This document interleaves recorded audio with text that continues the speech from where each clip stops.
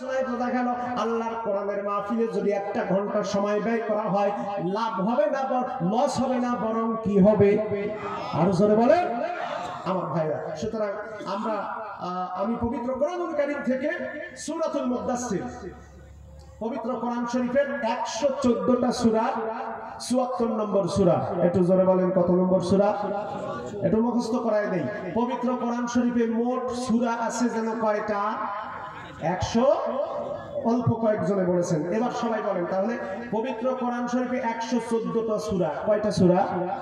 114টা। আর আমি যে সূরাটা তেলাওয়াত করেছি এইটার রোল নম্বর জানো কত? 74 নম্বর। 74 নম্বর সূরা। এই সূরাটা পবিত্র কোরআন কারীমের 30টা পারার ভিতরে 29 নম্বর পারায় আল্লাহ পাক সন্নিবেশিত করেছেন। আর এই সূরাটা রাসূলের মাক্কি জিন্দেগিতে নাজিল হয়েছে, যার কারণে তাকে মাক্কি সূরা বলা হয়। আমার ভাইরা ছোট্ট করে একটু বুঝাই দেই, অনেকে হয়তো জানেন না। রাসূল সাল্লাল্লাহু আলাইহি সাল্লামের মাক্কি জিন্দেগিতে যতগুলি সূরা নাজিল হয়েছে তাদেরকে বলা হয় মাক্কি সূরা। আল্লাহর রাসূল কাফেরদের নির্যাতন সহ্য না করতে পেরে আল্লাহর হুকুমে হিজরত করে মক্কা থেকে মদিনায় যাওয়ার পর মাদানী জিন্দেগিতে যতগুলি সূরা নাজিল হয়েছে সেগুলিকে বলা হয় মাদানী সূরা। তো এই সূরাটা মাক্কি। এর শানে নুজুল সম্পর্কে ছোট্ট একটি ঘটনা বলি। মুত্তাফাকুন আলাইহি হাদিস, অর্থাৎ হযরতে ইমাম বুখারী রাহমাতুল্লাহি আলাইহি, ইমাম মুসলিম রাহিমাহুল্লাহ, এনারা দুইজন যে হাদিসের উপরে যে হাদিসটা দুইজনের কিতাবে স্থান পেয়েছে, মুত্তাফাকুন আলাইহি হাদিস বলা হয়। এই হাদিসের ভিতরে আসছে আল্লাহ রাসূল, আমাদের ভালোবাসার নবী, মায়ার নবী, বিশ্ব নবী, যখন কি বলে তৎকালীন পৌত্তলিকতার সমাজে ওই পুরা আরব সমাজের মূর্তি পূজার বিরুদ্ধে দাঁড়িয়ে বিশ্বনবী সাল্লাল্লাহু আলাইহি ওয়াসাল্লাম যখন সর্বপ্রথম কালিমার দাওয়াত দেন, লা ইলাহা ইল্লাল্লাহু মুহাম্মাদুর রাসূলুল্লাহ সাল্লাল্লাহু আলাইহি ওয়াসাল্লাম, এই কালিমার আওয়াজ করার সাথে সাথে আল্লাহর রাসূলের চাচা আবু লাহাব, এরপরে বংশীয় চাচা আবু জাহেল, এরপরে উতবা, সাইবা, ওলীদ বিন মুগীরা সবাই আল্লাহর নবীর উপরে অসন্তুষ্ট হয়েছিল। কথা বলেন সত্য না মিথ্যা? আরো জোরে বলেন। আচ্ছা, আল্লাহ রাসূল কালিমার দাওয়াতি কাজ শুরু করার পরেই আবু লাহাব নামক তার আপন চাচা, ওনার আপন চাচা আবু লাহাব আপন ভাইস্তার গায়ের উপরে পাথর নিক্ষেপ করে রাসূলের গাল থেকে রক্ত ঝরিয়েছিল। এই কথা সত্য না মিথ্যা? আরো জোরে বলেন সত্য না মিথ্যা? আচ্ছা, একটু ছোট্ট করে আবার জবাব দেন তো। আল্লাহর নবীর জন্মগ্রহণের পর আল্লাহর নবীকে দিয়ে আবুহুর কি বলে আপনার আবু জাহেল, এরপরে আবু লাহাব, উতবা, সাইবা, ওলীদ বিন মুগীরা, এরা সবাই রাসূলকে ভালোবাসতো। কথা সত্য না? আরো জোরে বলেন সত্য কি না? রাসূলকে ভালোবাসতো। কতটুকু ভালোবাসতো শুধু ছোট্ট দুই একটা নমুনা দিয়ে যাই। আবু লাহাব বলতেছে, বাড়িতে আমার কাজের দাসী কই? বিবি বলতেছে, সন্ধ্যাবেলা চলে গেছে, সারা রাত তার কোনো খোঁজ নাই, আমি কি জানি। কিছুক্ষণ পরে সুবে সাদিক পার হওয়ার পরে দাসী সুয়াইবা বাড়ির মধ্যে ঢোকার পরে আবু লাহাব বলতেছে, এদিকে সারা রাত কার বাড়িতে কাজ করেছিস? আমার টাকা দিয়ে তোরে আমি কিনে এনেছি, আমার বাড়িতে দায়িত্ব পালন করবি, এদিকে আয়, চাবুক দিয়ে তোর চামড়া তুলে নেব। দাসী সুয়াইবা ডাক দিয়ে বলি, রাত্রিবেলা আপনার বাড়িতে আমাকে না পেয়ে আপনি আমার উপরে প্রচন্ড ক্ষেপে গিয়েছেন গো মালিক। আপনি চিন্তা করবেন না, আমাকে শাস্তি দেওয়ার আগে আমাকে আর্গুমেন্ট করার একটা সুযোগ দিয়ে দেন। আজকে রাত্রিতে আমি কোনো খারাপ কাজের সাথে ছিলাম না ও গো মালিক, রাত্রিবেলা একটা ভালো কাজের সাথে আমি ছিলাম। ওই কাজের সংবাদটা আপনার কাছে যদি এখন আমি দিতে পারি, আপনি আমাকে শাস্তির পরিবর্তে পুরস্কার পর্যন্ত দান করতে পারেন। আবু লাহাব ডাক দিয়ে বলে, সুয়াইবা রে, কি এমন ভালো কাজ তুমি সারা রাত করেছো, তাড়াতাড়ি করে বলো। সুয়াইবা ডাক দিয়ে কয়, মালিক, আপনার একজন ভাই ছিল, নাম আব্দুল্লাহ। কয়, আমার ভাই আব্দুল্লাহ তো 6 মাস আগে মরে গেছে রে। কয়, আপনার ভাইয়ের একজন স্ত্রী ছিল, তার নাম আমিনা। আমার ভাবি আমিনার গর্ভে একটা সন্তান ছিল, এটা জানতাম, তারপরের খবর বল। সুয়াইবা ডাক দিয়ে কয়, মালিক, আপনার ওই ভাবি আমিনার গর্ভ থেকে আকাশের মালিক আল্লাহ রাব্বুল আলামিন আজকে সুবে সাদিকের সময় আপনাদেরকে একটা ভাইপো, একটা পুত্র সন্তান দান করেছেন। আর আপনার ওই ভাইপো, ওই পুত্র সন্তানটা জন্মগ্রহণ করবার পরে আপনার বাবা খাজা আব্দুল মুত্তালিব আমাদের সবার সামনে ওই পুত্র সন্তানের নাম রেখে দিয়েছে মুহাম্মদ বিন আব্দুল্লাহ।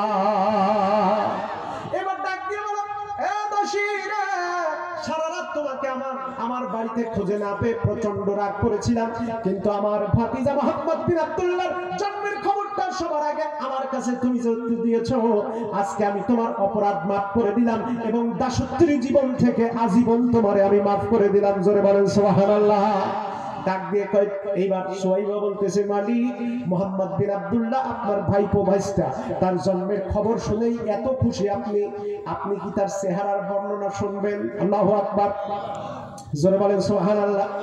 আল্লাহ ডাক দিয়ে বলে, সোহাইবা রে, আমার ভাতিজা আমার ভাইপো মোহাম্মদ বিন আব্দুল্লাহর চেহারার বর্ণনা একটু বলার দেরি হয় না রে। এইবার ডাক দিয়ে কয়, মালিক আপনার ভাইপো আপনার ভাতিজা মোহাম্মদ বিন আব্দুল্লাহকে দেখার জন্য তার চেহারাখানা তার দেহখানা যখন আমি হাতের উপরে ধরলাম, ধরার পরে তার চেহারার দিকে নজর করে দেখলাম, আমার যেন মনে হলো আমি লাখ মালাক উজ্জা হবল সবরের কসম করে বলতে পারি, কাবা শরীফের মালিক আল্লাহ রাব্বুল আলামিনের কসম করে বলতে পারি, আল্লাহ পাক আজ পর্যন্ত এই দুনিয়াতে যত মানুষ আল্লাহ দুনিয়ায় পাঠাইছেন, আপনার ভাতিজা মোহাম্মদ বিন আব্দুল্লাহ চাইতে এত সুন্দর চেহারার মানুষ আল্লাহ পাক দুনিয়াতে আর পাঠান নাই। আকাশ হতে চাঁদ নেমেছে মা আমিনার কোলে, আধার রাতে উঠলো যেন চাঁদের চিরাগ জ্বলে, চাঁদের চিরাগ জ্বলে। গুলশানে আজ বুলবুলিরা গাইছে শিরিন কালাম, তামাম জাহান নবীর তরে পাঠায় লাখো সালাম, পাঠায় লাখো সালাম। আকাশ হতে চাঁদ নেমেছে মা আমিনার কোলে, আধার রাতে উঠলো যেন চাঁদের চিরাগ জ্বলে, চাঁদের চিরাগ জ্বলে। জোরে বলেন মারহাবা। আমার সম্মানিত ভাইরা, এইবার আবু লাহাব ডাক দিয়ে বলল, সোহাইবা তাড়াতাড়ি করে আমার কাজের লোকগুলিকে জলদি ঘুম থেকে ওঠা। ঘুম থেকে ওঠানোর পরে বলল, আমার পশুপালের মধ্যে চলে যাও, পশুপালের ভিতর থেকে সবচাইতে বড় বড় 3টা উট ধরে আনো। 3টা উট যখন ধরে আনা হলো, আবু লাহাব তাড়াতাড়ি করে জবাই করে দেওয়ার পরে কাজের লোকেরা ডাক দিয়ে কয়, মালিক এতগুলি গোশত, 3টা উটের অন্তত 30টা গরুর সমান গোশত, এতগুলো গোশত আমরা কি করব? আবু লাহাব ডাক দিয়ে বলল, মক্কাবাসী, আমার ভাতিজা মোহাম্মদ বিন আব্দুল্লাহর জন্মের খুশিতে আমি এত বেশি আত্মহারা হয়েছি। আজকে আমার ভাতিজা মোহাম্মদ বিন আব্দুল্লাহর জন্মের খবর শুনে মক্কায় যারা বেড়াতে আসবে, তারা দেখতে আসবে, তাদের সবাইকে আজকে দাওয়াত করে আমি দুপুরবেলা খাওয়াতে চাই। জোরে বলেন সুবহানাল্লাহ।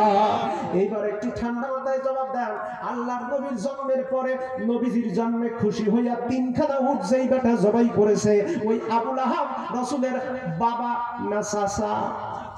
হ্যাঁ হ্যাঁ, আরো জোরে বলেন, জোরে বলেন। চাচা, বাবা তো আগেই মারা গেছে। এইবার এই জায়গায় হিসাব নিলাম, কত ভালো তারা রসুলকে বাসত। রসুলের জন্মের খবর শুনে 3টা উট জবাই করেছে।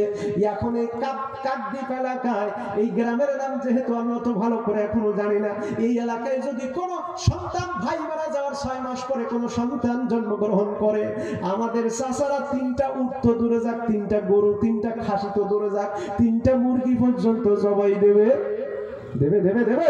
বরং এরকম চাচা আপনার দেশে না থাকতে পারে, আমার এলাকায় বহুত আছে।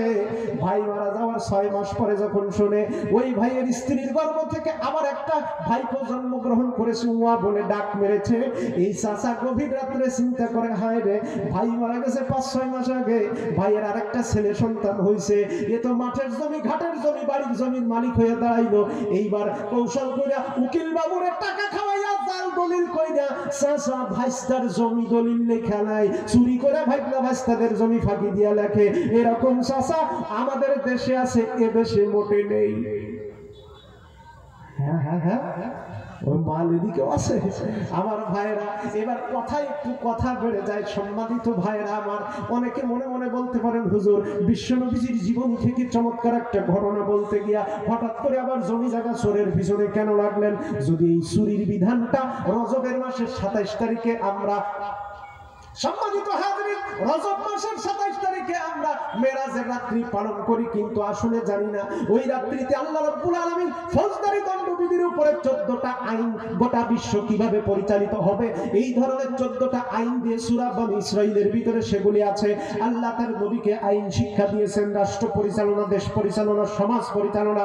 আজকে মুসলমান এই আসল কথাগুলি থেকে দূরে থাকার কারণে সেই মুসলমান तमाम পৃথিবীতে অর্ধ পৃথিবী করিয়াছে শাসন, ধুলার তখতে বসি ওরে খেজুর পাতার প্রাসাদ তোর বারে বারে গেছে খসে। আমার ভাইরা, तमाम এই পৃথিবীতে মুসলমানদের অবস্থান কোথায় ছিল পিছনের ইতিহাস একটু পড়ে দেখেন। মুসলমানরা আল্লাহর কোরআনের মৌলিক বিধানের শিক্ষা থেকে দূরে সরে যাবার কারণে টুপি নিয়ে, পাঞ্জাবি নিয়ে, হুজুর আর মুফতি নিয়ে মারামারি করবার কারণে মুসলমানের নেতৃত্বের আসনে নাই, বরং মুসলমান এখন তেল দিয়া জীবন যাপন চালানো লাগে। হ্যাঁ মুসলমান, আপনার বক্তা আরেকজন হতে পারে, আপনার মাসলাক আরেকটা হতে পারে, আপনার পীর সাহেব অন্যজন হতে পারে, কিন্তু ইসলাম সবার। এইটা যতক্ষণ মুসলমানদের ভিতরে, মুসলমানদের হৃদয়ের ভিতরে যতক্ষণ বদ্ধমূল না হবে, আমাদের মাথার উপরে কাঁঠাল ভেঙ্গে রোয়া তারা খাবে। এই জন্য মুসলমান, মাসলাক যার যার, ইসলাম সবার, মাসলাক যার যার, উম্মত সবার, মাসলাক যার যার, কোরআন সুন্নাহ সবার, নবী সবার। এই জায়গায় এক হতে হবে, এখানে কোনো ইফতিরাক চলবে না। কথা বলেন ঠিক কিনা? আর জোরে বলেন ঠিক কিনা? নারে তাকবীর। আমার ভাইরা, ওই যে চুরির কথা বলতেছিলাম, একটা হাদিস মনে পড়লো, ছোট্ট করে বলে তারপরে সামনে চলে যাচ্ছি। আমার ভাইরা, সম্মানিত হাজিরিন, আমার রাসূলের একজন খাদেম, হাদিস শরীফে তার নামটা এসেছে মিদআম, আর একইভাবে আরেকটা বর্ণনা অন্য হাদিসে আসছে তার নাম কারকারা। আমি মিদআমের হাদিসটা আপনাদের সামনে বলি, কারণ হাদিসের রাবী হযরত আবু হুরায়রা রাদিয়াল্লাহু তাআলা আনহু বিশ্বনবীজিকে ডাক দিয়ে বলেন, আমার ভাইরা, খায়বারের যুদ্ধ থেকে ফিরে আসার পথে আল্লাহর নবীর একজন খাদেম, নাম হলো মিদআম, কাফেরদের তীরের আঘাতে ইন্তেকাল করলো। কাফেরদের তীরের আঘাতে ইন্তেকাল করার পরে হযরত আবু হুরায়রা বলেন, ইয়া রাসূলুল্লাহ, আপনার সাহাব, আপনার খাদেম মিদআম ইন্তেকাল করেছে। আপনার মালসামানা দেখার দায়িত্ব নিয়ে ছিল, কাফেররা সেখানে তীর নিক্ষেপ করে হামলা করেছে, আপনার খাদেম ইন্তেকাল করেছে। হানি আল্লাহুল জান্নাহ, আমরা আশা করতেছি শহীদের মর্যাদা পেয়ে লোকটা জান্নাতে চলে যাবে। নবী আমার বলেন, কাল্লা কাল্লা, কখনো না। ও সাহাবীরা রে, কারে তোমরা জান্নাতি আর শহীদ বলতেছো? বরং রাআইতুহু ফিন্নার, আমি দেখতেছি আমার খাদেম জাহান্নামের আগুনের মধ্যে জ্বলবে। এবার ডাক দিয়ে বলতেছে সাহাবায়ে কিরাম, ওগো নবীজি, আপনার খাদেম হওয়ার পরেও আপনার এই লোকটা কি এমন অপরাধ দুনিয়ার জিন্দেগিতে করেছে যার কারণে জাহান্নামের আগুনে জ্বলা লাগবে, একটু জানতে চাই। নবী আমার বলেন, সাহাবীরা রে, আমার খাদেমের চলাফেরা খারাপ ছিল না, তার জীবনযাত্রা ভালোই ছিল। এই সাহাবীরা শোনো, আমার এই খাদেম খায়বারের দুর্গ বিজয়ের আগের রাত্রিতে তার হাতে আমি এক বাক্স কাপড় দিয়ে বলেছিলাম, ইয়ামেন থেকে আসা কাপড়ের বাক্সটা তোমার কাছে আমানত, খবরদার খেয়ানত করবে না। ও আমার সাহাবায়ে কিরাম, আমার এই খাদেম গভীর রাত্রিতে ওই বাক্সগুলোর ভিতর থেকে একটা কাপড় চুরি করেছে, একটা মাত্র আবা চুরি করেছে। এই একটা আবা জনগণের আবা ছিল। জনগণ যতক্ষণ ক্ষমা না করবে, আমার আল্লাহ ততক্ষণ ক্ষমা করবে না। রাআইতুহু ফিন্নার, এই কারণে আমি দেখতেছি আমার খাদেম জাহান্নামের আগুনে জ্বলবে। ও মুসলমান, আপনার ব্রেন ভালো, আপনার জ্ঞান ভালো, চিন্তা ভালো, বিবেক ভালো, এই কারণে আপনি আপনার পাশের প্রতিবেশীর জায়গার মালিক হওয়ার পরেও কাগজের দুর্বলতা দেখিয়ে তার জমি আপনি দখল করেছেন। আপনার বোনের, আপনার বাবার সম্পত্তিতে আপনার বোনেদের হক ছিল, কিন্তু বাবা টিপসই দিয়ে লিখে দিয়ে গেছে, এই সুতা দিয়া বাবারে আসামি বানায় জমি জায়গা ভোগ করতেছেন, বোনদের পাওনা বুঝায় দেন নাই। বাবাও কিয়ামতে ধরা খাবে, আপনি নিজেও ধরা খাবেন। সুতরাং বড় ভাই হইয়া ছোট ভাইদের ফাঁকি দেওয়া যাবে না। ছোট ভাই লেখাপড়া বেশি জানে, বড় ভাই বোকা, তারে ফাঁকি দিয়েছে, তাও হবে না। ভাই হইয়া বোনদের ঠকানো যাবে না, বোন হইয়া ভাইদের ঠকানো যাবে না। আবার বাপ হইয়া যদি ইচ্ছাকৃতভাবে ছেলেদের নামে ভালো জমি লিখে দিয়েছেন, মেয়েদেরকে সামান্য পরিমাণে ঠকাইছেন, ওই মেয়ে যদি কিয়ামতে মাফ না করে, আপনাকে কেউ জান্নাতে দিতে পারবে না। এই মৌলিক কথাটুকু যদি একটু মাথার ভিতরে আনতে পারেন, সমাজের বহু ফিতনা ফাসাদ কমে যাবে। কথা বলেন ঠিক কিনা? আমার ভাইরা, আসুন এবার আল্লাহ রাসূলের জীবনী থেকে ছোট্ট দু একটি ঘটনা বলতেছিলাম। ওদিকে সূরাতুল মুদ্দাথিরের শানে নুজুলটা কেবল শেষ করেছি, মুত্তাফাকুন আলাইহি হাদিসের ভিতরে ছিলাম। Come to my point, look at me. মুসলমান ভাইরা, আমি আল্লাহর নবীর জীবনের ছোট্ট একটা ঘটনা আপনাদের অনুমতি পেলে ছোট্ট করে বলতে চাই, আপনারা কি শুনবেন? হ্যাঁ হ্যাঁ হ্যাঁ হ্যাঁ বলবো। ওয়াজ চলবে না বন্ধ হবে? আরো জোরে বলেন। কতক্ষণ চলবে? সারা রাত ওয়াজ চলুক, বক্তা স্টপ করিয়ে স্টেজে বলুক, তাই তো? আচ্ছা 1 ঘন্টা তো চলবে ইনশাআল্লাহ। আসুন, আল্লাহর নবীর বয়স যখন 24 বছর, একটু জোরে বলেন কত বছর? জোরে বলেন কত বছর? 24 বছর বয়সের সময় বিশ্বনবী রাহমাতাল লিল আলামিন একদিন রাস্তার ভিতরে হাঁটতেছেন, একজন ডাক দিয়ে বলে, মুহাম্মদ বিন আব্দুল্লাহ, তুমি রাস্তার ভিতরে কি কাজে হাঁটতেছো? কি তোমার চলাফেরার ভিতরে তাড়াহুড়ো ভাব কেন? নবী আমার ডাক দিয়ে বলেন, চাচা, আমার আপন চাচা আবু তালিবের বাড়িতে আমি থাকি, আমার চাচা আমার দেখাশোনা করে, আমার চাচা নিজেই অভাবে এখন গরিব মানুষ, বৃদ্ধ হয়ে গেছে। এখন আমি চিন্তা করলাম একটা চাকরি করে যদি কিছু টাকা আমার চাচার হাতে তুলে দিতে পারি ভালো হয়। ডাক দিয়ে কয়, মুহাম্মদ, তুমি এই মুহূর্তে চাকরি বাকরি মক্কায় পাবা না, তবে ওই শহর থেকে একটু দূরে ওই যে খোয়াইলিদ নামে বড় একজন ব্যবসায়ী আছে, ওর বাড়িতে যাও, তার একজন ছেলের বৌমা আছে, নাম হলো সাফিয়া। সাফিয়ার একজন কাজের খুব বিশ্বস্ত লোক দরকার, তোমার মতো বিশ্বস্ত তো আমাদের জানা মতে কেউ হতে পারে না, তুমি চলে যাও, তোমার চাকরিটা হবে। আল্লাহর নবী গেলেন, চাকরি হয়ে গেল। চাকরি হওয়ার পরে ওই সাফিয়া মহিলা মানুষ ডাক দিয়ে কয়, মুহাম্মদ, তোমার নাম যশ সততা সব আমি জানি বা শুনেছি, তবে তোমার প্রথম অ্যাসাইনমেন্ট হবে বেতন বোনাস ঠিক করার আগে আমার দাসী মাইসারাকে সাথে নিয়ে মক্কা থেকে সিরিয়ায় 1.5 মাসের একটা কাফেলা পরিচালনা করবা। ব্যবসা শেষ করে আসার পরে লাভ হলো অথবা লস হলো, এটার উপর ভিত্তি করে আমি তোমাকে কি বলে বেতন বোনাস দান করব। এই বলে রাসূল সাল্লাল্লাহু আলাইহি ওয়াসাল্লাম মাইসারাকে সাথে করে নিয়ে ব্যবসা করতে গেলেন। 45 দিন ব্যবসা কমপ্লিট করে ফিরে এসেছেন। ফিরে আসার পরে এইবার মালিক সাফিয়া বিল্ডিং এর দোতলায় বসে গল্প করতেছে। আল্লাহর নবী ব্যবসার হিসাব বুঝিয়ে দেওয়ার জন্য তিনি এবার বিল্ডিং এর উপরে উঠবেন। হঠাৎ করে খেয়াল করলেন মালিক সাফিয়া আরেকজন মহিলার সাথে গল্প করতেছে। এই গল্পের আওয়াজ আর হাসির আওয়াজ শুনে আল্লাহর নবী থমকে দাঁড়ালেন, মাইসারাকে ডাক দিলেন, মাইসারা, ওই যে তোমার মালিক গল্প করতেছে, আরেকজন অপরিচিত মহিলা মনে হয় সেখানে আছে, কে ওটা? মাইসারা ডাক দিয়ে কয়, মুহাম্মদ বিন আব্দুল্লাহ, ওই মহিলাটা সাধারণ পরিচিত কোনো মহিলা না, ওই মহিলা হচ্ছেন আমার মালিকের ননদ, মানে স্বামীর বোন। ননদ আর ভাবি এক জায়গায় বসে গল্প করে, অসুবিধার কিছু তো আমি দেখি না। আল্লাহ রাসূল 24 বছর বয়সের নবী বলছেন ডাক দিয়া, মাইসারা রে, তুমি তো জানো অপরিচিত মহিলাদের সামনে যেতে আমার এমনিতে একটু লাজুকতা ভাব আসে, আমি উপরে যেতে চাই না। ব্যবসার যত হিসাব তোমার কাছে দিলাম, তুমি নিয়ে চলে যাও। ব্যবসার হিসাব বোঝানোর পরে তোমার মালিক আমাকে যেই টাকা পয়সা দেবে আমার কাছে দিয়া যাও, আর পায়ের থেকে জুতা জোড়াও তোমার মালিকের ব্যবসার টাকা দিয়া কেনা, এটাও ফেরত দিলাম, এর নাম সততা। নবীজি আবার সব হিসাব দাসী মাইসারার কাছে দেওয়ার পরে বিল্ডিং এর নিচে জমিনের উপরে পাথর, উত্তপ্ত গরম পাথরের উপরে দাঁড়িয়ে আছেন। এইবার মাইসারা উপরে গেল, দরজায় টোকা দিল, দরজাটা খুলে গেল। খুলে যাওয়ার পরে মালিক সাফিয়া ডাক দিয়ে বলতেছে, মাইসারা, তুমি একলা কেন আসলা? মুহাম্মদ বিন আব্দুল্লাহ কই? ব্যবসার খবর কি? মাইসারা ডাক দিয়ে বলে, ব্যবসার খবরটা আগে নাও। ব্যবসার হিসাব হলো লাভ হয়েছে না লাভ হয়েছে, লস হয়েছে, এই হিসাব তো তুমি চাও। মাইসারার প্রশ্নের জবাবে মালিক সাফিয়া বলতেছে, হ্যাঁ তাই তো চাই। ডাক দিয়ে মাইসারা বলতেছে, তোমার বিগত জিন্দেগিতে তুমি যত ব্যবসা পরিচালনা করেছো, তোমার সমস্ত ব্যবসার হিসাব আমার কাছে আছে। তোমার জীবনের বিগত দিনের সমস্ত ব্যবসার যত টাকা লাভ হয়েছে, সমস্ত লাভের টাকা এক জায়গায় করে যতটা অঙ্ক হয়, এইবারের ব্যবসায় মুহাম্মদ বিন আব্দুল্লাহর নিখুঁত পরিচালনায় সততার কারণে আগের সমস্ত লাভ এক জায়গায় করলে যত টাকা হবে, এইবারের ব্যবসায় তার 3 গুণ বেশি লাভ হয়েছে।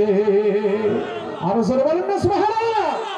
এখন মালিক এমনিতে মহিলা 3 গুণ লাভ একবারে হয়েছে শুনে বেজায় খুশি, কয় তাড়াতাড়ি ডাকো মুহাম্মদকে। ডাক দিয়ে কই, মালিক মুহাম্মদ বিন আব্দুল্লাহ তোমার ঘরে আসবে না। কেন আসবে না? আমার কি অপরাধ? কয় তোমার এমনি কোনো অপরাধ না, তুমি যে তোমার ননদের সাথে গল্প করতেছো, এই গল্পর আর হাসি আড্ডার আওয়াজ নিচের থেকে একটু একটু শোনা যায়। মোহাম্মদ এমন একটা আশ্চর্যজনক যুবক, অপরিচিত মহিলাদের সামনে যেতে লজ্জা পায়। আর কাকদ্বীপ এলাকার যুবকেরা মহিলা কলেজের সামনে গেলে হুজুরে সালাম দিতে চায় না 3 দিনে একবারও, কিন্তু ডান্স কলেজের সামনে গেলে অটোমেটিক কবিতা আবৃত্তি শুরু করে রবীন্দ্রনাথের মতো। কথা বলেন ঠিক কিনা?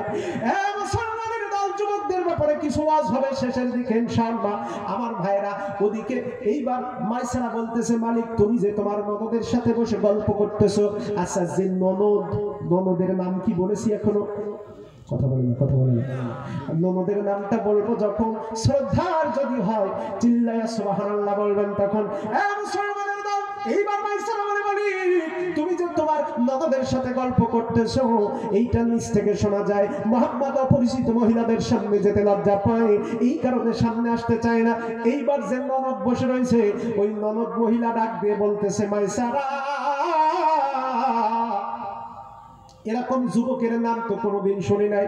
এই আমি জাহিলিয়া মক্কার ভিতরে মুহাম্মদ বিন আব্দুল্লাহর মতো এত স্বচ্ছ চরিত্রের ভালো চরিত্রের যুবক এখনো আছে। মহিলাদের সামনে গিয়া নিজের পাওনা বুঝে নিতে লজ্জা পায়। এই যুবককে একটু দেখতে মনে চায়। ভাবিকে ডাক দিয়ে বলতেছে, ভাবে আমি মুহাম্মদকে দেখতে চাই। যেই ননদ যেই মহিলাটা ডাক দিয়ে বলেছে, ভাবি আমি মুহাম্মদ বিন আব্দুল্লাহকে দেখতে চাই, ওই ননদ ওই মহিলাটা দুনিয়ার কোনো সাধারণ মহিলা না। ওই মহিলাটার নাম হলেন উম্মুল মুমিনিন হযরত খাদিজাতুল কুবরা রাদিয়াল্লাহু তাআলা আনহা। আমার ভাইরা খাদিজাতুল কুবরা যখনই বলেছেন, ভাবি আমি ওই মুহাম্মদ বিন আব্দুল্লাহকে একটু দেখতে চাই, ভাবি বলতেছে আমিও তো এরকম একটা সুযোগের অপেক্ষায়, চলো যাই মুহাম্মদ বিন আব্দুল্লাহকে দেখায় আসে। এই বলে খাদিজার হাতখানা ধরে ভাবি সাফিয়া বিল্ডিং এর ছাদের কিনারে নিলেন। ডাক দিয়ে বললেন, ও খাদিজা তাকায় দেখো, ওই যে পাথরের উপরে দাঁড়িয়ে আছে ওটাই মুহাম্মদ বিন আব্দুল্লাহ। খাদিজাতুল কুবরা ডাক দিয়ে বলেন, এ দুনিয়াবাসী, মুহাম্মদ বিন আব্দুল্লাহকে যেদিন আমি প্রথম দেখলাম, আমি যখন তার পায়ের দিকে খেয়াল করলাম, দেখলাম পায়ে কোনো জুতা নাই, পুরা গঙ্গনে পাথরের উপরে দাঁড়িয়ে আছে, আগুনের মতো গরম পাথর। মক্কা মদিনার ভিতরে 60-50 ডিগ্রি সেলসিয়াস তাপমাত্রা, এত গরম তাপমাত্রার ভিতরে খালি পায়ে একটা লোক জুতা ছাড়া পাথরের উপরে দাঁড়িয়ে আছে, চেহারার ভিতরে কোনো ক্লান্তির ছাপ নাই। এইটা দেখে আমি বড় অবাক হয়ে বারবার তার পাও থেকে মাথা অবধি দেখতে লাগলাম। কে যেন ডাক দিয়েছে, খাদিজা মুহাম্মদ বিন আব্দুল্লাহ শুধু পাও থেকে মাথা পর্যন্ত দেখলাম, একটু আসমানের দিকে তাকাও। আমি খাদিজা যখন আসমানের দিকে তাকালাম, আমি তাকায় দেখলাম আসমানের এক খণ্ড মেঘ এসে মুহাম্মদ বিন আব্দুল্লাহর মাথার উপরে ছায়া দান করে আছে। আরো জোরে বলুন সুবহানাল্লাহ। রহমতে আলম তুমি, রহমতে আলম নবী জানে দো জাহান, রহমতে আলম নবী জানে দো জাহান। সাহাবীরা আতর বানায় ওই নবীজির ঘাম, সাহাবীরা আতর বানায় ওই নবীজির ঘাম। আমার ভাইরা রাগ করতেছেন আপনারা? চলবে? আরো জোরে বলেন চলবে? নারায়ে তাকবীর। তোমরা আরো শুনবানি সুন্দর কাহিনী, আরো শুনবানি সুন্দর কাহিনী। জান্নাতের ওই রুমে রুমে লেখা নবীর নাম, জান্নাতের ওই রুমে রুমে লেখা নবীর নাম। শোনো মানব জানো কেমন আমার নবীজি, যাহার পাগল চন্দ্র সূর্য তারকারাজি। শোনো মানব জানো কেমন আমার নবীজি, যাহার পাগল চন্দ্র সূর্য তারকারাজি রে, যাহার পাগল চন্দ্র সূর্য তারকারাজি। তোমরা আরো শুনবানি সুন্দর কাহিনী, জান্নাতের ওই রুমে রুমে লেখা নবীর নাম, জান্নাতের ওই রুমে রুমে লেখা নবীর নাম। জোরে বলেন মারহাবা। সম্মানিত ভাইরা, এইবারে এখানেই আসো। আমি যেই কাহিনীটা বলার জন্য নিয়েছিলাম ঘটনাটা, আমার ভাইরা খাদিজাতুল কুবরা যখন দেখলেন আল্লাহর নবীর মাথার উপরে একটা মেঘ ছায়া দান করে আছে, খাদিজাতুল কুবরা ঘরের ভিতরে চলে গেলেন, দরজাটা লক করে দিলেন, আর বাইরে আসেন না, কথা বলেন না ঠিক মতো কারোর সাথে। ভাবি এই দৃশ্য লক্ষ্য করল। দুই একদিন যাওয়ার পরে ভাবি ডাক দিয়ে কয়, খাদিজা রে, মুহাম্মদ বিন আব্দুল্লাহ রে দেখার পর থেকে তোমার চলাফেরার ভিতরে কেন অসংলগ্নতা, কেন তুমি ছটফট করো, ঠিক মতো কারোর সাথে কথা বলো না, তোমার চেহারার ভিতরে মনোমালিন্য ভাব কেন? ডাক দিয়ে খাদিজা বলে, ভাবি তোমার কাছে আমার একটা দাবি, দাবিটা হলো তুমি যদি সত্যি আমার মনের কষ্ট বুঝতে চাও, তাহলে আমার কষ্টের কথা শোনবার আগে এই মুহাম্মদ বিন আব্দুল্লাহরে আমার ব্যবসার ম্যানেজার হিসেবে নিয়োগ দিয়া দাও। জোরে বলেন সুবহানাল্লাহ। আমার ভাইরা, এইবার একটুখানি ঘটনা বলি। এই খাদিজাতুল কুবরার আজকের এই ঘটনার আগে বিয়া হয়েছে 2 বার। জোরে বলেন কয়বার? আরো জোরে বলেন মুসলমান, জোরে বলেন কয়বার? প্রথমবার যখন বিয়ে হলো, ওই স্বামী কোটি কোটি টাকার মালিক। এখন ওই বেটা কিছুদিন পরে মারা গেল, 6 বছর পরে, কেউ বলেছেন 3 বছর পরে মারা গেল।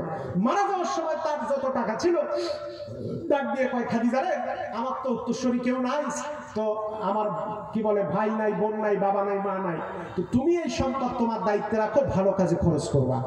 খাদিজাতুল কুবরা সেই সম্পত্তির মালিক। কিছুদিন পর আবার একটা বিয়ে হয়েছে, ওই বেটা মারা গেছে 3 মাস পর। তার যত টাকা ছিল সেও খাদিজাকে দিয়ে মারা গেল। এখন খাদিজা 2 স্বামীর থেকে হাজার হাজার দিরহামের মালিক, আবার পৈতৃক সূত্রে তার বাপের থেকে বিরাট সম্পদের মালিক হয়েছে। সব মিলে দেখা গেল গোটা মক্কার সমস্ত ব্যবসায়ীরা মিলে যত টাকা, 1 লাখ, খাদিজা তার চাইতে ডবল টাকা।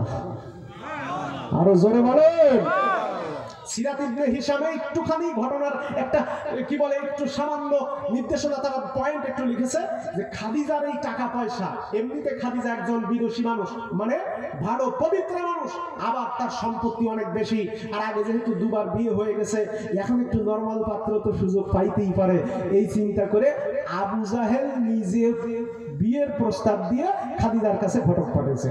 খাদিজা ডাক দিয়ে, কাব্বা আজকের ঘটক কে পাঠাইলো? আবু জাহেল পাঠাইছে। তখন তার নাম আবু জাহেল না, ওমর ইবনুল হিশাম ওরফে আবুল হেকাম। ডাক দিয়ে, কাব্বা জান, আজকে যেই খাদিজার জন্য বিয়ার প্রস্তাব হিসাবে আবু জাহেল ঘটক পাঠাইলো, তাহলে বোঝা গেল আমি সামান্যতম এদিক ওদিক হয়ে গিয়েছে। আমার 2 বার বিবাহ হয়েছে, 2টা স্বামী মারা গেছে, বিয়ের আল্লাহ আমার মিটে গেছে। আমি খাদিজা আজকে ওয়াদা করলাম, কসম করলাম, খাদিজা আমি জীবনে কোনোদিন বিয়া করব না। এভাবে 9 বছর পার হয়ে গেল। কয় বছর? জোরে বলেন কয় বছর? 9 বছর যখন পার হয়ে গেছে, পার হয়ে যাওয়ার পরে এর ভিতরে অনেকেই কি বলে ঘটক পাঠাইছে, লোক পাঠাইছে, খাদিজাকে কেউ রাজি করাইতে পারে না। খাদিজার এক কথা, আমি বিয়ে করব না। 9 বছর পরে আজকের এই ঘটনা। ডাক দিয়ে কয়, ভাবি মুহাম্মদ বিন আব্দুল্লাহরে দেখার পরে আমার হৃদয়ের ভিতরে কেন যেন জ্বালা পড়া শুরু হয়েছে, কেন যেন তাকে নিয়ে সবসময় আমার ভাবতে মন চায়। তুমি আমার ব্যবসা তো তোমার চাইতে অনেক বড়, আমার ব্যবসার ম্যানেজার হিসেবে তারে নিয়োগ দিয়ে দাও। নিয়োগ হয়ে গেল, ব্যবসা হলো 1 বছর। এই 1 বছরের ভিতরে অনেক ঘটনা আছে, পরবর্তীতে বলবো। 1 বছর পরে খাদিজা আল্লাহর নবীকে বিয়ার প্রস্তাব দিলেন তার আপন শাস্ত্র বোন নাফিসার মাধ্যমে। নবীজি এবার প্রস্তাব পাইয়া চাচা আবু তালিবকে সাথে করে নিয়ে 20 খানা উটের মোহরানা দিয়া খাদিজাকে বিয়া করলেন। আরো জোরে বলেন। খাদিজার আম্মাজান খাদিজার এর আগে বিয়া হয়েছিল কয়টা? 2টা বিয়া, পরে 2টা স্বামী মারা গেছে। 40 বছরের পড়ন্ত যৌবন একজন নারীকে 25 বছরের যুবক মুহাম্মদ রাসূলুল্লাহ সাল্লাল্লাহু আলাইহি ওয়াসাল্লাম বিয়ে করেছেন, 20 খানা উটের টাকা মোহরানা দিয়েছেন। আর আজকে ভারতীয় উপমহাদেশের সমাজের যুবকেরা যত ভালো সুন্দরী নায়িকা টাইপের মেয়ে খোঁজে, আমার বিয়ার পরে যৌতুক, টেলিভিশন, মোটরসাইকেল, হাড়ি পাতিল, টয়লেটের বদনা, এরপরে শীতকালে শ্বশুর বাড়ির কম্বল না হইলে ওর ঘুম হয় না। কথা বলেন, আরো জোর বলেন, ঠিক কিনা?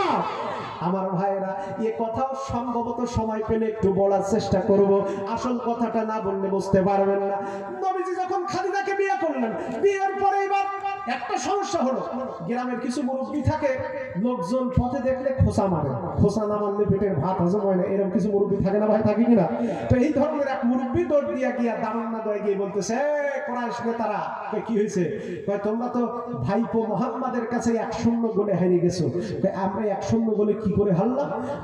তোমরা এতদিন যে খাদিজার টাকা লড়ে খাদিজারে চারিদিক দিয়ে ঘটক পাঠাইয়া বিরক্ত করেছো, সেই খাদিজা শেষ পর্যন্ত তোমাদের ফাঁকি দিয়া মুহাম্মদ বিন আব্দুল্লাহর মতো একটা গরিব এতিম ছেলেকে বিয়ে করেছে। জোরে বলেন সুবহানাল্লাহ।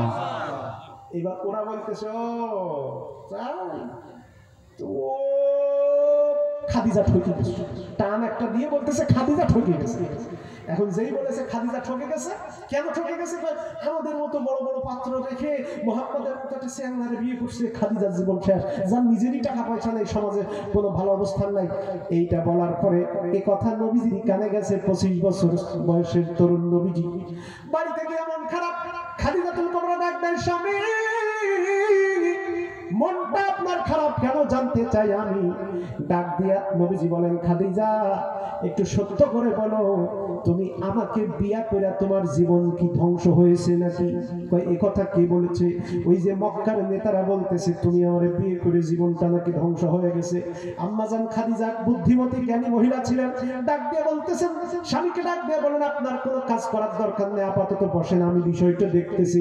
তাড়াতাড়ি চিঠি লিখে পাঠায় দিলেন মক্কার নেতারা, আজকে দুপুরবেলা খাদিজার বাড়িতে তোমাদের সবারই দাওয়াত। এখন বড় বড় নেতারা মোসে শস্যের তেল মারতে মারতে বাড়িতে এসে হাজির। ওরা মনে মনে ভাবলো আজকে মনে হয় বিয়ের বউ ভাত খাবো। খাবার চমৎকার রান্না করে আয়োজন করে সামনে দিল, জিভা দিয়া লালা আসতেছে। এমন সময় ওরা খাবার গ্রহণ করবে, খাদিজাতুল কুবরা সামনে এসে কয়, ও মক্কাবাসীরা এখনই খাওয়া যাবে না। কেন খাওয়া যাবে না? কয় খাওয়ার আগে আমি খাদিজা তোমাদের বিরুদ্ধে আমার একটা অভিযোগ আছে। কিসের অভিযোগ? যেই বলেছে অভিযোগ আছে, আবু লাহাবের চক্ষু লাল হয়ে গেছে, এমনি তার চেহারা ছিল আগুনের মতো, তাই তার ওই নাম হয়েছে। আবু লাহাব বুঝতে পেরেছে আমরা যে আলোচনা করেছি খাদিজার কানে তা পৌঁছে গেছে। খাদিজা ডাক দিয়ে কয়, মক্কাবাসী হে নেতারা, তোমরা বলেছো মুহাম্মদ বিন আব্দুল্লাহর সাথে বিয়া করে আমার জীবনটা নাকি তেজপাতা হয়ে গেছে, আমি নাকি ঠকে গেছি, আমার সোসাইটি নাকি কমে গেছে, এটা তোমরা বলেছো। এখন আমি আমার স্বামী মুহাম্মদ বিন আব্দুল্লাহ আর আমি খাদিজার ব্যক্তিগত জীবন সম্পর্কে তোমাদের কাছে 5খানা প্রশ্ন করব। এই 5টা প্রশ্নের উত্তর তোমাদেরকে দেওয়া লাগবে। হে মক্কাবাসী, এই 5টা প্রশ্নের উত্তর যদি আমাদের পক্ষে আসে তাহলে এই জায়গায় নাকি খত দিয়ে বলে যাওয়া লাগবে মুহাম্মদ বিন আব্দুল্লাহর বিয়ে করে আমি ঠকে গেলাম না জিতে গেলাম। এইভাবে এইবার খাদিজা প্রশ্ন করা শুরু করলেন। আবু লাহাব, উতবা, সাইবা বিন মুগিরা, আবু জাহেল লাইন দিয়ে বসা। প্রশ্নগুলি কি ছিল? এইবার খাদিজাতুল কুবরার প্রশ্নের উত্তরে তারা কি বলল, এই ছোট্ট ঘটনাটা জানার দরকার আছে না নাই? আরো জোরে এইবার সবাই বলেন, প্রশ্ন জানো কয়টা? হ্যাঁ হ্যাঁ হ্যাঁ, এত আস্তে সবাই বলেন কয়টা? জোর হলো না, সবাই বলেন তালে তালে। আচ্ছা, এবার সম্মানিত হাজিরিন আমার, এই 5টা প্রশ্ন এই জায়গায় থাকলো। মোনাজাতের আগে অবশ্যই হবে ইনশাআল্লাহ। নারে তাকবীর, নারে তাকবীর। আমার ভাইয়েরা আসলে এবার ওই যে শানে নজুল বলতে গিয়া পিছনে চলে গিয়েছিলাম। আল্লাহর নবী মুত্তাফাকুন আলাইহি হাদিসের মধ্যে আসছে, রাস্তা দিয়ে হেঁটে আসতেছেন, এইবার আকাশের ভিতরে জিবরাইল আমিনকে দেখার পরে নবীজি প্রচন্ড ভীত প্রকম্পিত হয়ে গেলেন। ওদিকে আবু জাহেল কথা বলতেছে, মুহাম্মদ একটা ভুয়া নবী, নাউজুবিল্লাহ, মুহাম্মদ একটা মিথ্যাবাদী নবী, নাউজুবিল্লাহ বলবেন না? আমার ভাইয়েরা নবীজি এই কথা শুনে মন খারাপ করে চলে আসতেছেন। জনগণ বলল, আবু জাহেল মুহাম্মদ কি করে ভুয়া নবী? কই দেখো মুহাম্মাদের উপরে এখন তার আল্লাহ খেপে গেছে, নাউজুবিল্লাহ। কেন খেপে গেছে? কই জিবরাইলও আসে না, এই মুহাম্মাদের উপরে কোরআন আর নাজিল হয় না, তাই মুহাম্মাদের উপরে তার আল্লাহ রাগ করেছে। এই কথা শুনে আসলে সত্য, কিছুদিন নবীজির উপরে ওহী নাজিল বন্ধ ছিল। নবীজি এই ঘটনার মুখোমুখি হওয়ার পরে মন খারাপ করে হেঁটে আসতেছেন। এমন সময় আকাশের দিকে তাকায় দেখেন একটা চেয়ারের উপরে জিবরাইল আমিন বসা। এটা দেখে নবীজি আরো ভয় পেয়ে গেলেন। বাড়িতে গিয়া চাদরের তলে ঘুমালেন, কম্বলের নিচে ঘুমায় পড়লেন। আমার আল্লাহ রাব্বুল আলামিন ডাক দিলেন, জিবরাইল রে আর দেরি করিস না, আর করিস না দেরি, চলে যাও তাড়াতাড়ি। আমার হাবিব তোমার আসমানের মাঝখানে ঝুলন্ত অবস্থায় চেয়ারে বসা দেখে প্রচন্ড ভয় আর হতাশ হয়েছেন। আমার হতাশাগ্রস্ত ভীত নবীকে সান্ত্বনা দেওয়ার জন্য সূরাতুল মুদাথ্থিরটা আমার হাবিবের উপরে এখনই নাযিল করে দাও। জোরে বলেন সুবহানাল্লাহ। এবার প্রশ্ন জানো কয়টা? জোর হলো না, সবাই মিলে না বললে প্রশ্নের উত্তর। খাদিজার প্রশ্ন, এতগুলো নেতারে ঘোল খাওয়ানোর জন্য খাদিজা কি প্রশ্ন করলো এটা জানবেন না? এই অবস্থায় বাড়ি গেলে ঘুম আসবে আজকে রাত্রে? এবার সবাই একসাথে বলেন, প্রশ্ন জানো কয়টা? হ্যাঁ, এবার ঠিক আছে, আসেন আলোচনায়। সূরা নাযিল হয়ে গেল সূরাতুল মুদ্দাথির। আল্লাহ রাব্বুল আলামিন আমার তিলাওয়াতকৃত আয়াতের ভিতরে কি বলেছেন? আল্লাহ পাক ডাক দিয়ে বলেছেন, আমার নবীকে আল্লাহ পাক ডাক দিয়ে বলেছেন, ইয়া আইয়ুহাল মুদ্দাথির, হে চাদরাবৃত নবী, কম্বলাবৃত নবী, কুম ফাআনজির, আপনি উঠে দাঁড়ান, নজর করে দেখেন। ওয়ারাব্বাকা ফাকাব্বির, ইসলামের বিরুদ্ধে যেখানে কথার কাজ হয়, মিল্লাতের বিরুদ্ধে ষড়যন্ত্র হয়, ওইখানে গিয়ে আপনি আপনার রবের নামে স্লোগান দেন। তাহলে অন্যায় দেখলে, ইসলামের বিরুদ্ধে কাজ হতে দেখলে আল্লাহু আকবারের স্লোগান দিতে হবে। কার আদেশ? জোরে বলেন কার? তাহলে এই সমাজে কেউ যদি আমার নবীকে গালি দেয়, আমরা আল্লাহু আকবার বলতে পারবো তো? পারবেন পারবেন পারবেন? ওই আল্লাহু আকবার শুকরিয়ার না, ওটা প্রতিবাদী আল্লাহু আকবার। আমার ভাইরা, নবীকে নিয়ে, আল্লাহকে নিয়ে যদি কেউ গালাগালি দেয়, কারোর চোখ রাঙানিতে মুসলমান ভয় করবে না, বরং আল্লাহু আকবারের আওয়াজ দিয়া বাতিলের বিরুদ্ধে প্রতিবাদ করবে। এটা আল্লাহর দেওয়া পাওয়ার। কথা বলেন ঠিক কিনা? মুসলমানরা, এইবার আমার তেলাওয়াতকৃত আয়াতের ভিতরে আল্লাহ কি বললেন? আল্লাহ রাব্বুল আলামিন ডাক দিয়ে বলেন, নবীজি, কুল্লু নাফসিন বিমা কাসাবাত রহিনাতুন ইল্লা আসহাবাল ইয়ামিন।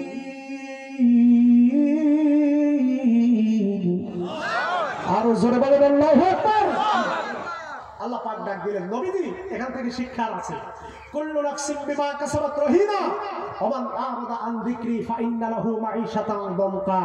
যদি কোরআনের মূল কথা থেকে আপনি শিক্ষা বাস্তবতায় যদি গ্রহণ না করেন, তাহলে আপনার দুনিয়ার জীবন প্রশস্ত হবে ঠিকই, কিন্তু আপনি আখিরাতে শান্তি পাবেন না, দুনিয়ায় অপমানজনক জীবন যাপন করতে হবে। আল্লাহ পাক বলছেন, নবী, কুল্লু নাফসিন বিমা কাসাবাত রহিনা। আপনি দাওয়াতি কাজ শুরু করেছেন, কালিমার দাওয়াত দিচ্ছেন, পৌত্তলিকতার সমাজে মক্কায় 360টা কাবা শরীফের ভিতরে মূর্তি আছে, আপনি এই সংস্কৃতির বিরুদ্ধে নতুন করে কালিমার বিপ্লব শুরু করছেন। এই বিপ্লব ওরা গ্রহণ করছে না, তাই বলে আপনি মন খারাপ করবেন না, বরং আমি আল্লাহ আপনাকে সান্ত্বনা দিলাম, নাফসিন বিমা কাসাবাত রহিনা। প্রত্যেকটা মানুষ দুনিয়াতে যে যেমন আমল করেছে, আমি আল্লাহ কিয়ামতে তার ঠিক তেমন ফলাফল দেব। আমার ভাইরা, এরপরে বলা হলো ইল্লা আসহাবাল ইয়ামিন, তবে যারা ডানপন্থী হবে। কি পন্থী? জোরে বলেন, কি পন্থী? ডানপন্থী। ডানপন্থী কি? ডানপন্থী হলো কোরআন, ডানপন্থী হলেন রাসূল করিম সাল্লাল্লাহু আলাইহি ওয়াসাল্লামের আদর্শ, সাহাবায়ে কেরাম, তাবেঈনদের আদর্শ।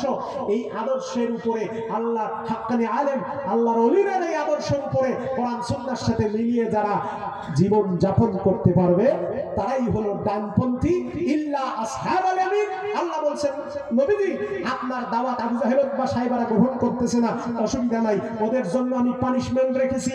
তবে যারা আপনার সাথে আবু বকর হয়েছে, যারা আপনার সাথে ওমর হয়েছে, যারা আপনার সাথে ওসমান হয়েছে, আমি আল্লাহ ইল্লা আসহাবাল ইয়ামিন, তাদেরকে ডানপন্থী হিসেবে ঘোষণা করলাম। আর ওই ডানপন্থী লোকেরা ফি জান্নাতিন, তাদের সকলকে আমি আল্লাহ জান্নাতে প্রবেশ করাবো। আরো জোরে বলেন সুবহানাল্লাহ। জান্নাতে কি এরকম কি বলে এই কাকদ্বীপ এলাকার মতো আবহাওয়া, না আলাদা আবহাওয়া? জোরে বলেন, জোরে বলেন। জান্নাতের ভিতরে একটা মানুষ গিয়ে দেখবে, আল্লাহ ওই যে গাছে এত চমৎকার ফল, আল্লাহ এই তো খাইতে মন চায়, কিন্তু পাড়ি খাইতে পারবো না। আল্লাহ কয়, বান্দা একটু অপেক্ষা কর, মুহূর্তের ভিতরে গাছের ডাল নিচু হয়ে বান্দার চেহারার সামনে এসে দাঁড়াবে। আরো জোরে বলেন। বান্দা বলবে, আল্লাহ চিনতে পারবো না, অলস। আল্লাহ কয়, বান্দা একটু হা কর। বান্দা হা করবে, ফলটা মুখের ভিতরে পড়বে, চাবানো লাগবে না, অটোমেটিক গলে পেটের ভিতরে স্বাদ চলে যাবে। এইবার বান্দা বলবে, আল্লাহ ফল তো খাওয়াইছো, মানে আশেক মাসুকের খেলা তো আলাদা হিসাব। জান্নাতে যখন যাবে তখন তো আর কোনো ভয় থাকবে না। ডাক দিয়ে বলবে, আল্লাহ ফল তো খাওয়াইলা, গাছের উপরে যে পাখিগুলো দেখা যায়, বড় সুন্দর দেখা যায়, ওই ছোট্ট ছোট্ট পাখির গোশত খেতে মন চায়। আল্লাহ বলবেন, বান্দা কি খেতে চাও, ঝোল না ভুনা? কয় ভুনা। কয় ভুনা তো খাবা, কিভাবে খাবা? কয় আল্লাহ তা তো জানি না। বান্দা দাঁড়ায় থাকবে, জান্নাতের গাছের থেকে হাজার হাজার পাখি একত্রে উড়াল দেবে, আর আল্লাহর বান্দার চেহারার সামনে আসার আগে অটোমেটিক ভুনা করা খাবারে পরিণত হয়ে যাবে। এই সুযোগ পাইলে মুসলমান কি কমে ছাড়বে? এমন ভাবে খাইছে একেবারে কানের তলা থেকে গলা কি বলে কুকসির গোড়া পর্যন্ত বুড়ো মেরে দিয়েছে। কিছুক্ষণ পর কয় আল্লাহ আর তো পারি না। আল্লাহ বলে কি আছে? কয় কিছু হাড্ডি আছে আর এখনো কিছু গোশত বাকি আছে। আল্লাহ বলবেন এখন এই হাড্ডি কি করবা? বান্দা বলবে আল্লাহ এই হাড্ডি কোথায় রাখবো? জান্নাতে কোনো টয়লেটও নেই, ডাস্টবিনও নেই। এইবার এই হাড্ডি আর ময়লা কি করবো? আল্লাহ বলবেন বান্দারে চিন্তা করবি না, এটা জান্নাত, এটা তোর দুনিয়ার ভারত আর বাংলাদেশ নরে বান্দা। তোর হাতের ওই হাড্ডিগুলো একটুখানি আকাশের দিকে ভাবে ফিকে মেরে দে। বান্দা এভাবে ফিকে যখন ঠেলে দিয়ে দেবে হাড্ডিগুলো উপরে ওঠার সাথে সাথে আবার জ্যান্ত হয়ে গাছের পাখি গাছে চলে যাবে। আমার ভাইয়েরা জান্নাতের বর্ণনা আরেকদিন শোনাবো। এইবার ডাক দিয়ে বলতেছেন আল্লাহ পাক, ওগো নবীজি ইল্লা আসহাবাল ইয়ামিন, ডানপন্থী যারা হবে ফি জান্নাত, তারা সবাই জান্নাতে প্রবেশ করবে। জান্নাতে প্রবেশ করে ইয়াতাসাআলুন, এই ইয়াতাসাআলুনের ব্যাখ্যায় ইমাম আমার ভাইরা মালিকুত তানজিল তাফসীরের নাম ইমাম বাতাবি রাহমাতুল্লাহ আলাইহি, তিনি ডাক দিয়ে বলতেছেন দুনিয়ার মানুষ জাহান্নামীরা জাহান্নামে যাওয়ার পরে যখন আযাব সহ্য না করতে পারবে, ওরা তখন ডাক দিয়ে বলবে ইয়া আহলুল জান্নাহ, হে জান্নাতি ভাইরা। ওরা জান্নাত থেকে জাহান্নাম থেকে চিৎকার করবে, হে জান্নাতি ভাইরা তোমরা কি আমাদের কষ্ট বোঝো না? আমাদের কষ্ট দেখো না? আমরা জাহান্নামে ফেরেশতাদের হাতে মাইর খেতে খেতে তো ঠ্যাং ভেঙে গেল।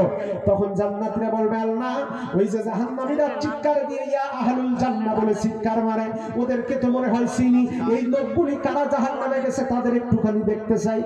আল্লাহ এবার জান্নাত জাহান্নামের মাঝখানের পর্দা তুলে দেবেন। পর্দা তুলে দেওয়ার পর জান্নাতীরা জাহান্নামীদেরকে দেখবে, জাহান্নামীরা জান্নাতীদেরকে দেখবে, পরিচিত অপরিচিত সবাইকে দেখবে। তাকায় দেখবে বিরাট বড় বক্তা সারা রাত ওয়াজ করে ফজরের নামাজ না পড়ে ঘুমায় গেছিল, এই বক্তারও দেখা যাবে।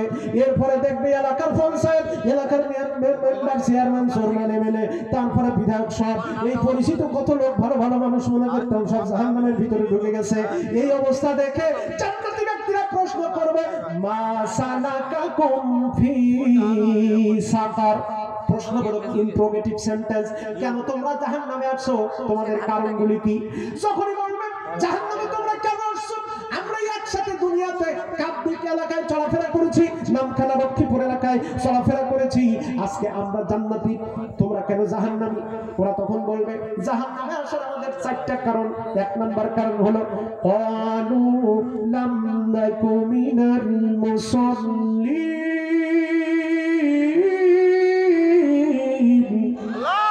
আরো জোরে বলেন আল্লাহু আকবার। ওরা ডাক দিয়ে বলবে এক নম্বর আমরা জাহান্নামে আসার কারণ হলো তোমরা দুনিয়াতে শীতের দিনে কষ্ট করে শীতের উজুর পানি দিয়ে নামাজ পড়তে যাইতে মসজিদে, আযান হওয়ার সাথে সাথে তোমরা আল্লাহর হুকুম পালন করার জন্য আল্লাহর ঘরে গিয়েছো। আর আমরা পাশের আড্ডায় ছিলাম, মদের আড্ডায় ছিলাম, জুয়ার আড্ডায় ছিলাম, ট্রেনের ভিতরে বসে। আমি যখন এই দেশে প্রথম যেদিন আসি, আমার ভাইরা আমাদের যুব সমাজের ব্যাপারে নামাজ আর রোজার পবিত্রতার মাসটা বেশি করা উচিত, কারণ এদের সমস্যাটা বেশি দেখলাম। ট্রেনের ভিতরে পয়লা লোকাল ট্রেন, সিট পাইনি, আমি তো আর জানিও না, ভ্যান্ডারে উঠেছি। ওঠার পরে দেখি লাইন দিয়ে সব যুবকেরা বসা, কেউ ফলওয়ালা, কেউ কমলাওয়ালা, কেউ গজাওয়ালা। কিছুক্ষণ পরে এবার হঠাৎ করে একটা যুবক পকেটের থেকে কি সবড়া দানা বাইর করে হাতের উপরে দিল, দেওয়ার আগে একটু চুন ঘষে দিল, নেওয়ার পরে ওইটা দিয়ে এখন বলে কি সুন্দর। আমি কি এইটা কি করতেছে? ওমা 20 সেকেন্ড পার হওয়ার পরে হঠাৎ থেকে এরকম কিরকম ভাইব্রেশন হয়ে গেছে। আমি ডাক দিয়ে বলি কি বিষয়টা কি? এখন ও তো আর দেখতেছে না যে আমি দেখতেছি তা, ও এরকম যখন ভাইব্রেশনের মতো ভাব হয়ে গেছে, আমি তো দেখার জন্য ওর হাতের কাছে আমার মুখটা নিয়ে গেলাম, আর ও শ্যামলাতে তাকায় আছে আরেক দিকে, এর ভিতরে বাড়ি মারিছে। আচ্ছা ওই যে ধুলোগুলো বের হলো, আমি তো আর জানিও না চিনিও না, নাকের মধ্যে যখন ঢুকেছে আমি অটোমেটিক সাইনোসাইটিসের রোগী হিসেবে 100 হাসি দিলাম সে জায়গায়। পরে বুঝলাম যে জিনিসটা কি। কেন ভাই আপনি মুসলমান যুবক, আপনার পকেটের ভিতরে এই সমস্ত জিনিস থাকে, এই 300 গ্রাম ওজনের মোবাইল থাকে, প্যাড থাকে, সব থাকে, আইফোন কি বলে ওই হেডফোন থাকে, জ্যাক থাকে, কেন একটা ছোট্ট জাল টুপি মাথার ভিতরে পকেটের ভিতরে থাকা যায় না, রাখা যায় না? তারপরে কি বলে একটা তসবিহ দানা রাখা যায় না? মুসলমান যুবক রাস্তাঘাটে মৃত্যুবরণ করেন, ফেরেশতা এসে যদি পকেটে হাত দিয়ে দেখে না এই কাক দ্বীপের এই যুবকের পকেটে মোটামুটি টুপি আছে, তারপর মেসওয়াক আছে, ওরা বলবে আল্লাহ এই যুবকটার পকেটে টুপি আর মেসওয়াক পাওয়া গেছে, আল্লাহ কি করব? কিছুটা হলেও ভালো পজিটিভ হবে। আর ফেরেশতারা জামাত অথবা প্যান্টের পকেটে হাত ঢুকাইয়া দিয়া যদি দেখে টুপিও নাই, তসবিহও নাই, হাজার হাজার পাতার বিড়ি আগুনের অপেক্ষায় আছে, তখন অবস্থাটা কি হবে? আমাদের দেশের চাঁপাইনবাবগঞ্জের মাঝে একটা ঘটনাটা হইলো, কলেজ থেকে একটা মেয়ে বাড়িতে এসে এইবার দেখে বাড়ির অবস্থা খারাপ। এইবার খোঁজ খবর নিয়ে ভাইয়ের কাছে ফোন করেছে, ভাইয়া তুমি জামার পকেটে কিসের পাতা রাখছিলে? কেন?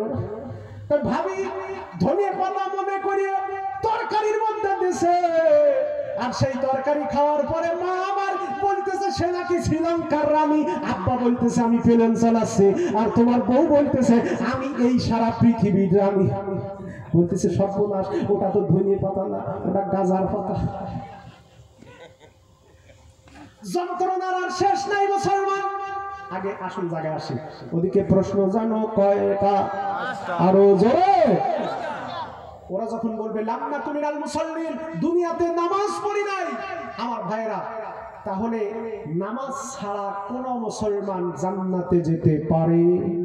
জোরে বলেন পারে? পারে পারে পারে আমার ভাইরা, নামাজ ছাড়া যদি কোনো মুসলমান জান্নাতে যেতে না পারে, তাহলে আমরা তো এখানে সবাই নামাজ পড়ি, এটা আমার মনে হয় না। 5 ওয়াক্ত নামাজ কারা কারা পড়বেন আগামীকাল থেকে? ওজোর ছাড়া নামাজ ছাড়বেন না। একটু দুহাত তুলে দেখেন, দুহাত তুলে দেখেন, দুহাত তুলে দেখেন, দেখেন তো কে কে হাত তুলে, দুহাত তুলে, দুহাত তুলে। নারে তাকবীর। আচ্ছা, ইমাম সাহেব মুফতি সাহেব তো নাই, ভাইজান আপনিও তো কিছু লোকের চেনেন নাকি? এই লোকগুলো সব হাত তুলেছে, 5 ওয়াক্ত নামাজ পড়বে। আগামীকাল সকালবেলা যখন মুয়াজ্জিন মসজিদ থেকে নামাজের জন্য ঘোষণা করবে, আসসালাতু খায়রুম মিনান নাওম,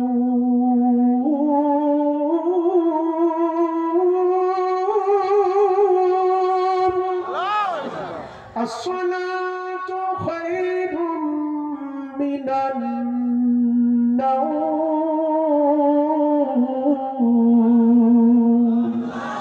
শীত কয় উঠিস না, বাইরে ঠান্ডা, কম্বল বলবে, ব্ল্যাঙ্কেট বলবে, আমার সাথে আই লাভ ইউ বল। এইবার দেখা যাচ্ছে এতক্ষণ সিট হয়ে শুয়েছিল, ফোনে মেসেঞ্জারে সেটিং করতেছে, আজান শোনার সাথে সাথে ফোন একদিকে ফালায় থুইয়া কাপড় লুঙ্গি ওলট পালট হইয়া আরেক পাশে চলে গেল।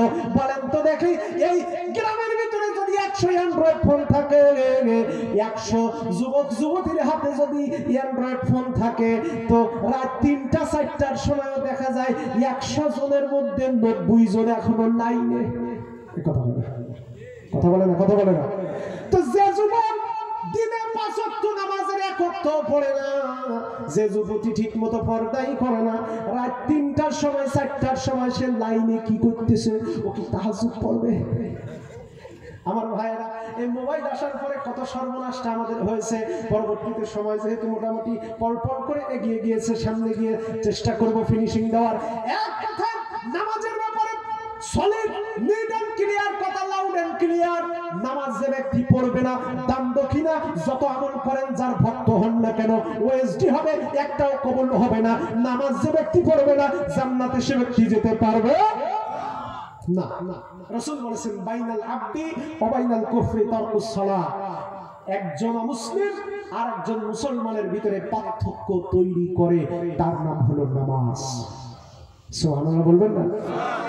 আজকে একটা জিনিস বলতেই হয়, আপনাদের ভারত থেকে দাদা হুজুর আবু বকর সিদ্দিক আল কুরাইশি রাহমাতুল্লাহি আলাইহি, বসিরহাটের হুজুর আল্লামা হুজুর যিনি ইন্তেকাল করেছেন উনি, এরপরে এই পশ্চিমবঙ্গের অনেক উলামায়ে কেরাম দ্বীনি দাওয়াতি কাজ করার জন্য আমাদের দেশে যেতেন। তারা গিয়ে মানুষকে নামাজ রোজার ওয়াজ করতেন, নসিহত দিতেন। তাদের অনেক কেরামতের গল্প আমাদের এলাকায় চালু আছে, অনেক আমার বাপ দাদা চাচাদের কাছ থেকে অনেক কথা শুনেছি। আর আমাদের দেশে এখন এই দেশে ওনারা চলে গেছেন, তাদের আওলাদেরা আছেন। আর আমাদের দেশে যে সমস্ত পীর সাহেব ওই সময় ছিল, তাদের ভিতরে 2-1 এখন ইসলামী আন্দোলন তথা দিন কায়েমের কাজে থাকার পরেও এর বাইরে কিছু পীর আছে, যেই সমস্ত পীর সাহেবের দরবারের শিরোনাম হলো পানির তলে বাতি জ্বলে, ঝড় বাতাসেও থামে না, পানির তলে বাতি জ্বলে, ঝড় বাতাসেও নেভে না, ল্যাংটা বাবার মুরিদ হলে নামাজ রোজা লাগে না, টনটনা টনটুন নাউজুবিল্লাহ বলেন, আর জোরে বলেন নাউজুবিল্লাহ। আমার ভাইরা, আমাদের বিগত দিনে আমাদের দাদা চাচারা যে সমস্ত আলেমদের কাছে গিয়েছেন, পীর মাশায়েখদের কাছে গিয়েছেন, সবকগুলো দিতেন। আগে ছিল বাবা নামাজ কাজা করা যাবে, আর জোরে বলেন যাবে। কিন্তু যে জিনিস যত ভালো তার অপোজিটে তত খারাপ থাকে, সেটা আমাদের দেশে এখন আপনাদের এলাকার বিবেকবান লোকে বলে যত ভালো লোক যদি খুঁজতে যাও কিছু হলেও পাওয়া যাবে ওপারে, আবার যত ভেজাল যদি খোঁজো তাও পাওয়া যাবে ওপারে। আমি বলি এটা 100% ঠিক। কারণ হলো সেদিনে যে আসাম থেকে আব্দুর রহমান নামে এক মাওলানা সাহেব ফোন করেছেন, বলতেছেন হুজুর আপনাদের দেশে আবার কোন ফেরকাত দলের একটা জিকির বানাইছে, সে জিকির কি জানেন নাকি? তা আমি বললাম আমাদের দেশে আবার জিকির বানাবে কিভাবে? জিকির তো কোরআন থেকে আসে, জিকির তো মানুষের বানানোর কোনো সুযোগ নেই, আছে নাকি ভাই? আছে আছে। তা বললাম কি জিকির? ভাই আপনি একটু সার্চ করে দেখেন। কি সার্চ? তা উনি বললেন যে আপনি একটু ইউটিউবে গিয়ে হিম হে জিকির সার্চ করেন। কি জিকির? হিম হে। আমি এইবার ইউটিউব বক্সে হিম কেবল লিখেছি, ওমা দেখি লেখা চলে আসছে হিম হে ডিজে জিকির। আমি বললাম আল্লাহ ডিজে জিকির কি করে হলো? এবার সার্চ করেছি তো একটা সিস্টেম তো থাকে গান গাওয়ার। হঠাৎ করে দেখি ঠাড়া পড়া মতো গান গায়, মুর্শিদ আমার হুজুরি সাকি মহিমা জানে, গলার মালা বানাইয়া ধীরে ধীরে টানে। এটা বলে জিকির। ওই ফরিদপুরে আমি যেখানে চাকরি করতাম আব্দুল কাদের মৌলানা এলাকায় 4 বছর চাকরি করেছি। ওদের একটা দরবার আছে আটরশির দরবার। তো আটরশি ওনাদের গানের ওরা রসুলকে স্বয়ং, এরা কিন্তু ইমান নষ্ট করে, স্বয়ং রসুলকে পর্যন্ত চ্যালেঞ্জ জানায় দেয়। কিভাবে? নতুন ঈদের চাঁদ উঠেছে আটরশির গায়ে, তোরা দেখবি যারা ভাই বোনেরা আইরে ছুটে আঘায় আঘায় আঘায়। এরপরে এবার আসল কাহিনী কয়, আমার বিশ্ব অলি ফরিদপুরি, ওরে তোমার দুটি চরণ ধরি গো, দেখাইও দয়াল নবীর, দেখাইও দয়াল নবীর কঠিন হায়াসরে, বাবার লাইগা কাঁদে আমার নবীকে চ্যালেঞ্জ দিয়ে ফেলাইছে।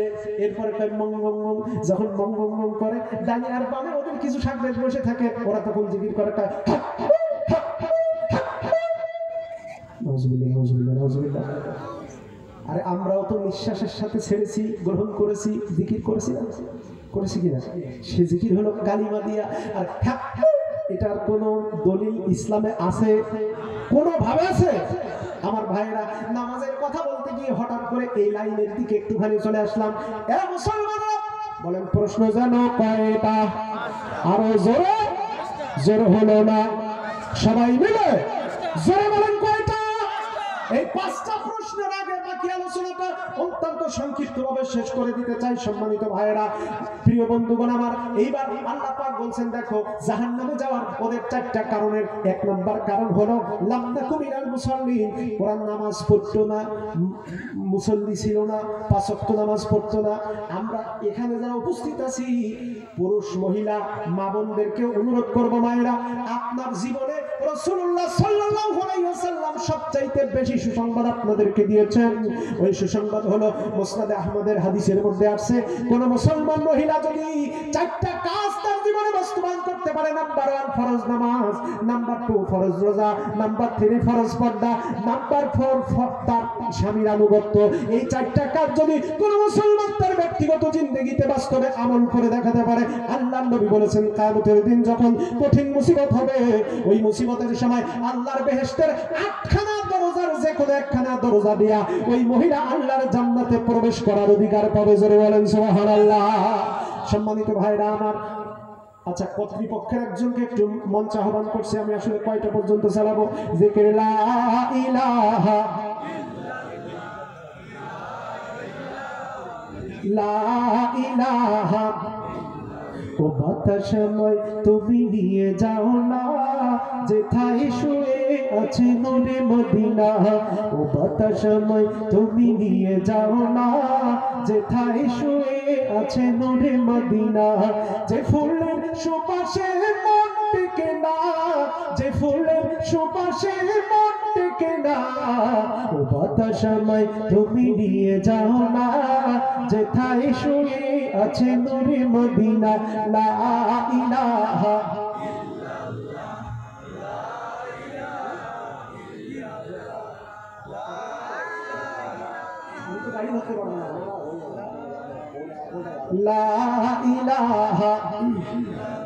আর জোরে লা ইলাহা। আমি বৈশায় আছি নদীর ঘাটে পারের আশায়, বৈশায় আছি নদীর ঘাটে পারের আশায়। সেই সোনার তরি আইব কবে, সোনার তরি আইব কবে নিবরে ভাষায়। আমি বৈশায় আছি নদীর ঘাটে পারের আশায়। লা ইলাহা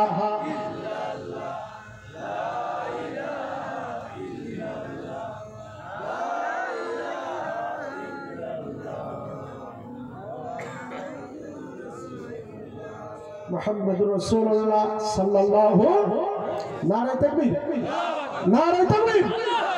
আমার ভাইরা আসুন এবার যে কথা বলতেছিলাম, তাহলে নামাজের ব্যাপারে আর বেশি ওয়াজ করব না। ছোট্ট একটা বয়ান শুনেন। হযরত আলী বলেছেন, মাই ইউরিদু আই ইয়াতাকাল্লাম মা আল্লাহ। এদিকে খেয়াল করেন, মাই ইউরিদু আই ইয়াতাকাল্লাম মা আল্লাহ। আমার ভাইরা হযরত আলী রাদিয়াল্লাহু তাআলা আনহু বলেছেন, কোন মুসলমান যদি মনে করে আল্লাহর সাথে গল্প করবে, জোরে বলেন কার সাথে গল্প করবে? আর জোরে বলেন কার সাথে? আল্লাহর সাথে প্রেম করবে, গল্প করবে। ফালইউসাল্লি, লোকটা যেন নামাজে দাঁড়ায় যায়। মুসাল্লি উনাজি রাব্বা, নামাজে দাঁড়ানোর সাথে সাথে একজন মুসল্লি তার আল্লাহর সাথে গল্প শুরু হয়ে যায়। জোরে বলেন সুবহানাল্লাহ। সালাত কায়েম করো, সালাত কায়েম করো, সালাত কায়েম করো, সালাত কায়েম করো। হবে সম্মানিত তুমি, হবে জান্নাতি তুমি, হবে সম্মানিত তুমি, হবে জান্নাতি তুমি। দেবে কাল হাসরে শীতল ছায়া আরশে আজিম। রব্বি আলালা, রব্বি আলাজিম, রব্বি আলালা, রব্বি আলাজিম। জোরে বলেন মারহাবা। তাহলে নামাজের ব্যাপারে কোন ধরনের এই পৃথিবীর প্রত্যেকটা মুসলমান নরনারীর জন্য নামাজের ব্যাপারে কোনো ছাড় হবে না, শরীয়ত নির্দেশিত পন্থা ছাড়া।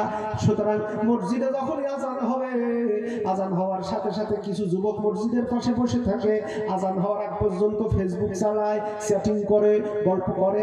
আজান হওয়ার সাথে সাথে এমন ভাবে দৌড় মারে যেন জন ধুতে টানতেছে। হুজুরের সাথে দেখা, কয় বাবা মসজিদে কি সুন্দর চমৎকার আজান হচ্ছে, চলো মসজিদে নামাজ পড়তে যাই।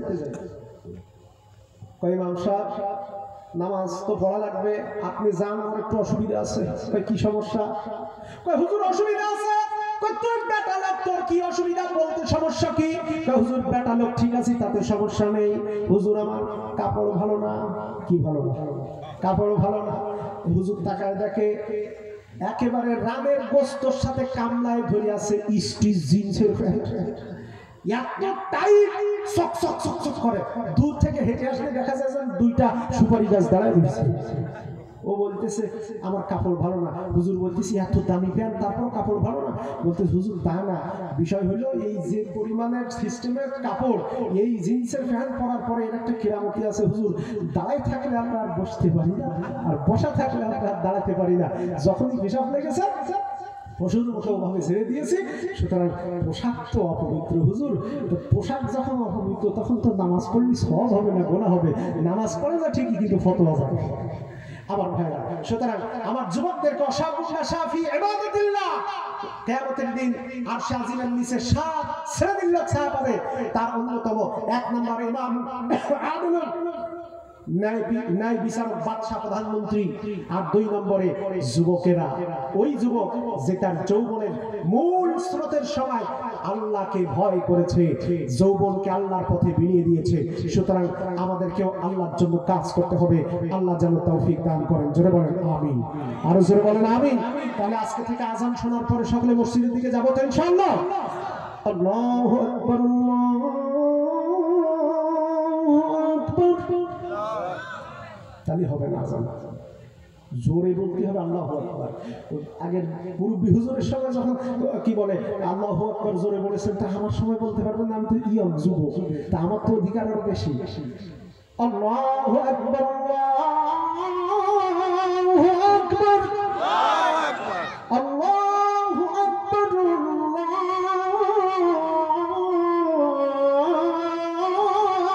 আল্লাহু আকবার।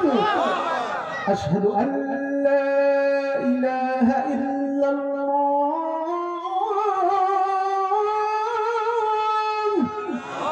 আশহাদু আল্লা ইলাহা ইল্লাল্লাহ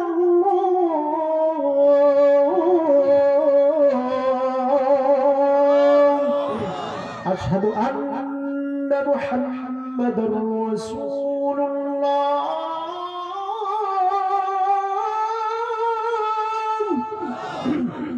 এরপরে যেদিন আসবো মিনিমাম 5 কণ্ঠে আজান শোনাবো ইনশাআল্লাহ। আর জোরে বলেন ইনশাআল্লাহ। 5 কণ্ঠে আজান। আজকে মনে করে রাখবেন যেখানে দেখাবো হুজুর ওই যে 5 কণ্ঠে আজানের কথা বলছিলেন সেই দিন। আজকে আর সময় লম্বা করব না। প্রিয় হাজিরিন, ওদিকে প্রশ্ন যেন কয়টা? হ্যাঁ বলে আছে। তাহলে 1 নম্বরে আমরা জাহান্নামে আসার প্রথম নম্বর কারণ হলো লামনাকু মিনাল মুসাল্লিন, দুনিয়াতে নামাজ পড়তাম না তাই জাহান্নামে আসছি। 2 নম্বর কারণ হলো ওয়ালাম নাকু নুতইমুল মিসকিন।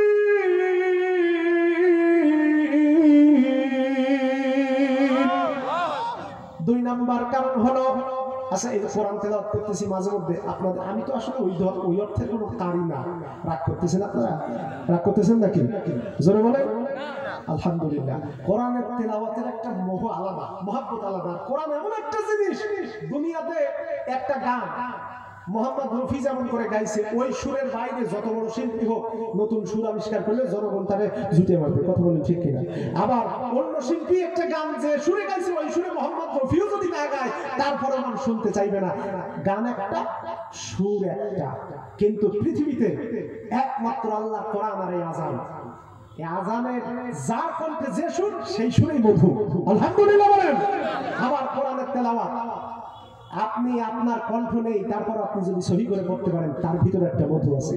একই কোরআন পৃথিবীতে কত হাজার হাজার কারি, তাদের এক এক রকম সুরে। আমি একরকম তেলাওয়াত করলাম, আবার আমাদের দেশের কারি শফিউল্লাহ সাহেব তিনি কি চমৎকার করে তার কণ্ঠ দিয়ে তেলাওয়াত করেন। ইয়াসিন ওয়াল কুরআনিল হাকীম লামিনাল মুরসালিন।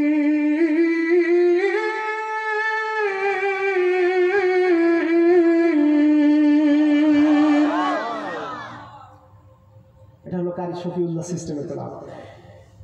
ইয়াসিন ওয়াল কুরআনিল হাকীম ইন্নাকা লামিনাল মুরসালিন আলা সিরাতিম মুস্তাকিম।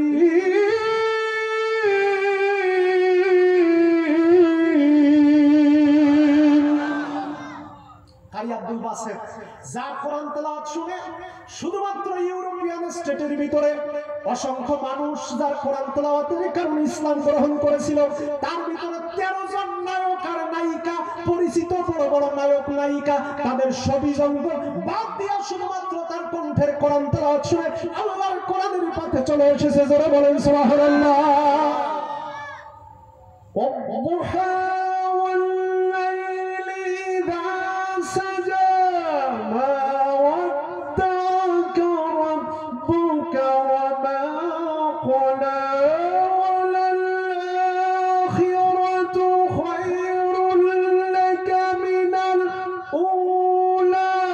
ولسوف يعطيك ربك فترضى। এক এক রং, এক এক সিস্টেম। আমি হয়তো ওরকম পারি না, আগরতলার খাটের তলা তো জীবনে এক হয় না, তারপরে চেষ্টা তো করলাম। খারাপ লাগলো না ভালো লাগলো? তাহলে আল্লাহু আকবার জোরে বলেন আল্লাহু আকবার। আবার কাবা শরীফের আব্দুর রহমান আসসালাইস আলহামদুলিল্লাহি রাব্বিল আলামিন আর রহমানির রহিম মালিকি ইয়াউমিদ্দিন ইয়াকা না'বুদু ওয়া ইয়াকা নাস্তাঈন ইহদিনাস সিরাতাল মুস্তাকিম সিরাতাল লাযীনা আন'আমতা আলাইহিম গায়রিল মাগদুবি আলাইহিম ওয়ালাদ-দাল্লিন।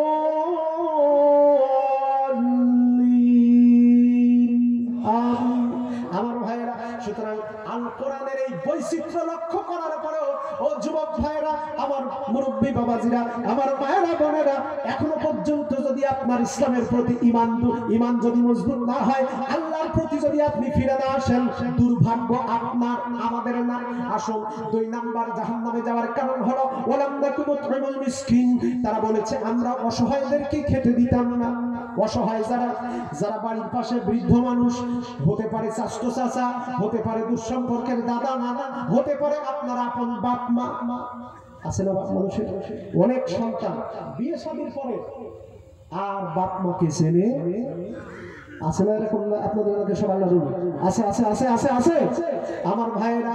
কারণ আল্লাহ রাব্বুল আলামিন কোরআন শরীফের ভিতরে বলেছেন, ওয়াকাদা রাব্বুকা আল্লা তা'বুদু ইল্লা ইয়াহু ওয়া বিল ওয়ালিদাইনি ইহসানা।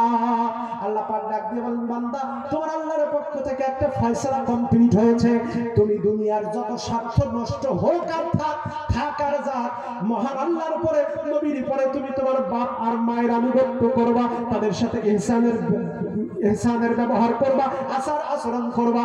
মুসলমানের দল, সেই পিতা মাতাকে আজকের সন্তান, যদিও আজকে সময় নাই, মা বাপের ধারাবাহিক চ্যাপ্টার আলোচনা আছে, অন্যদিন করব, তবে সংক্ষিপ্ত একটা বাস্তবতা তুলে ধরতে চাই।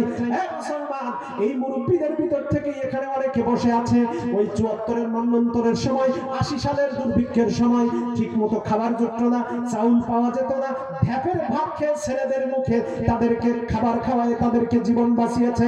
কষ্ট করে করে কাজ করে বাড়ি থেকে ফেরার পথে পিসি কলা খেয়ে পেট ভরাইছে, আর স্টেশনের কলের থেকে পানি খায়া পেট ভরাইছে। অথচ 1 হাত জমি বিক্রি করে নাই, কারণ চিন্তা হয়েছে, আল্লাহ জমি যদি বিক্রি করি আমি 1 মাস ভালো করে বসে খেতে পারবো, জমি যদি বিক্রি করি 1 বছর ভালো খেয়ে ভালো করে বাঁচতে পারবো, কিন্তু আমার কলিজার সন্তানের ভবিষ্যৎ নষ্ট হবে। এত কষ্ট সহ্য করে এই এলাকা থেকে কষ্ট করে লক্ষ্মীকান্তপুর পর্যন্ত হেঁটে গিয়েছে, প্রয়োজনে কলকাতা পর্যন্ত হেঁটেও গিয়েছে, আসা যাওয়া করেছে। অথচ 1 খণ্ড জমি বেচার চিন্তা তারা মাথায় আনে নাই। এত কষ্ট করে যারা সম্পত্তি রক্ষা করেছে, আজকের সন্তান সোশ্যাল মিডিয়ায় আসক্ত, বাপ একটা কথা বললে সাথে সাথে কয় আব্বা চুপ করো, তুমি কিছু বোঝো না। আছে আছে এরকম আছে।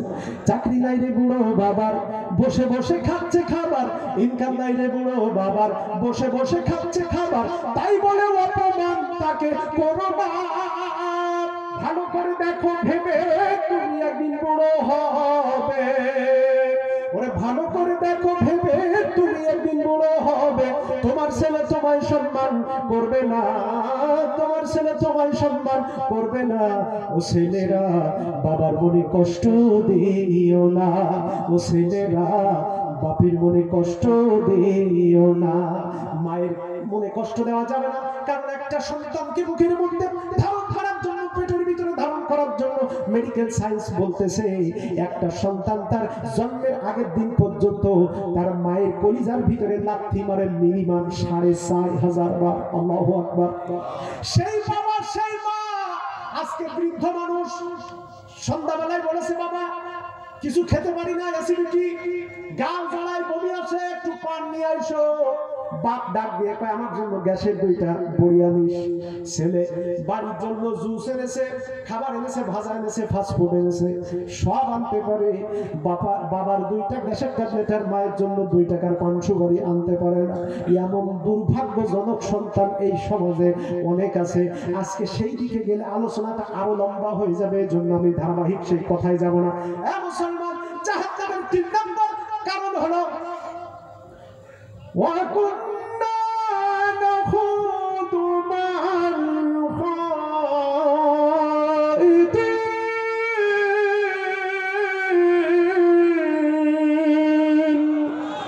ডাক দিয়া ওরা তখন বলল, জান্নাতীরা আমরা জাহান্নামে আসার 3 নম্বর কারণ হলো নাখুদু মাআল খাইদিন। খাইদিন। আমরা আলোচনা মধ্যস্থ এক নাম্বার নামাজ পড়ি নাই তাই জাহান্নামে আসছি, মার খাচ্ছি। 2 নাম্বার অসহায় যারা ছিল তাদের খেদমত করতাম না। আমাদের পাশে কত গরিব অসহায় মানুষ ছিল, আমার বাড়িতে 5 তলা 10 তলা, আমার পোলাও কোরমা বিরিয়ানি প্রত্যেক দিন চলে, আর পাশের বাড়িওয়ালারা লঙ্কা দিয়েও মরিচ পোড়া দিয়েও 2টা ভাত জোটে না, আমি খোঁজ নেই নাই, এই কারণে আপনার জাহান্নামে যাওয়া লাগবে। 3 নাম্বারে নাখুদ মাল খাইদিন।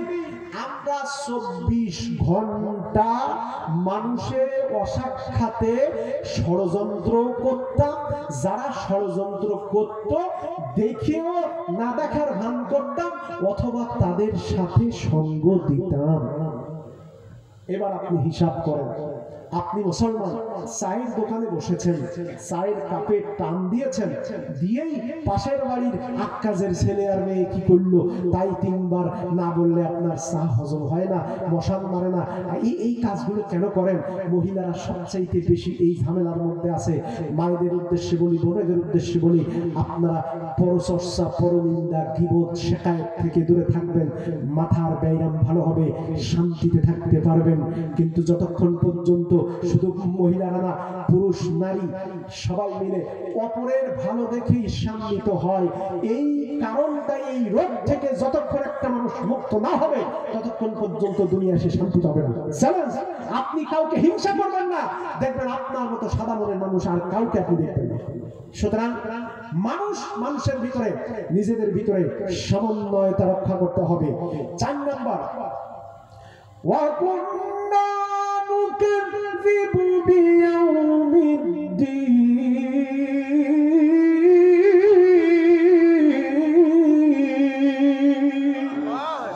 আমরা যা ওয়াজ শুনতাম, হুজুর ওয়াজ করেছিল পর্দার ব্যাপারে, হুজুর ওয়াজ করেছিল নামাজের ব্যাপারে, আলেমেরা ওয়াজ করেছিল যাকাতের ব্যাপারে, আলেমেরা ওয়াজ করেছিল জিহাদের ব্যাপারে, আলেমেরা ওয়াজ করেছিল মুসলমান আল্লাহ বলেছেন যে জাইলুন ফিল আরদে খলিফা, তোমরা আল্লাহর খলিফা হিসেবে দুনিয়াতে আসছো। আল্লাহর খেলাফত বাদ দিয়া আমরা দুনিয়াতে অন্য মন্ত্রতন্ত্রের পিছনে দৌড়াইছিলাম। আল্লাহর সেই খেলাফত যাতে সমাজে প্রতিষ্ঠিত হয়, এই প্রতিষ্ঠার কাজে আমরা ছিলাম না। আমরা হুজুরের ওয়াজ করতে শুনে মনে করতাম ও রাজনীতি করেছে, শুনলে মনে করতাম হুজুর টাকার জন্য এসে ওয়াজ করে চলে গেছে, কিন্তু কথাগুলো যে দামি ছিল এই কথাগুলো আমরা কোনোদিন বিশ্বাস করি নাই, এই কারণে জাহান্নামে যাব। সুতরাং ওই যে দাদা আর নাতি, মানে পোতা, এইদিকে পোতা বললে বুঝবে ভালো, তো কাকদ্বীপ এলাকায় ওয়াজ শুনতে গেছে। তো দাদা প্রত্যেকদিন ওয়াজ শুনতে যায়, 60 বছর 80-70 বছর বয়স, ছেলে এসএসসি পরীক্ষা, পোতার এসএসসি পরীক্ষা শেষ হয়ে গেছে।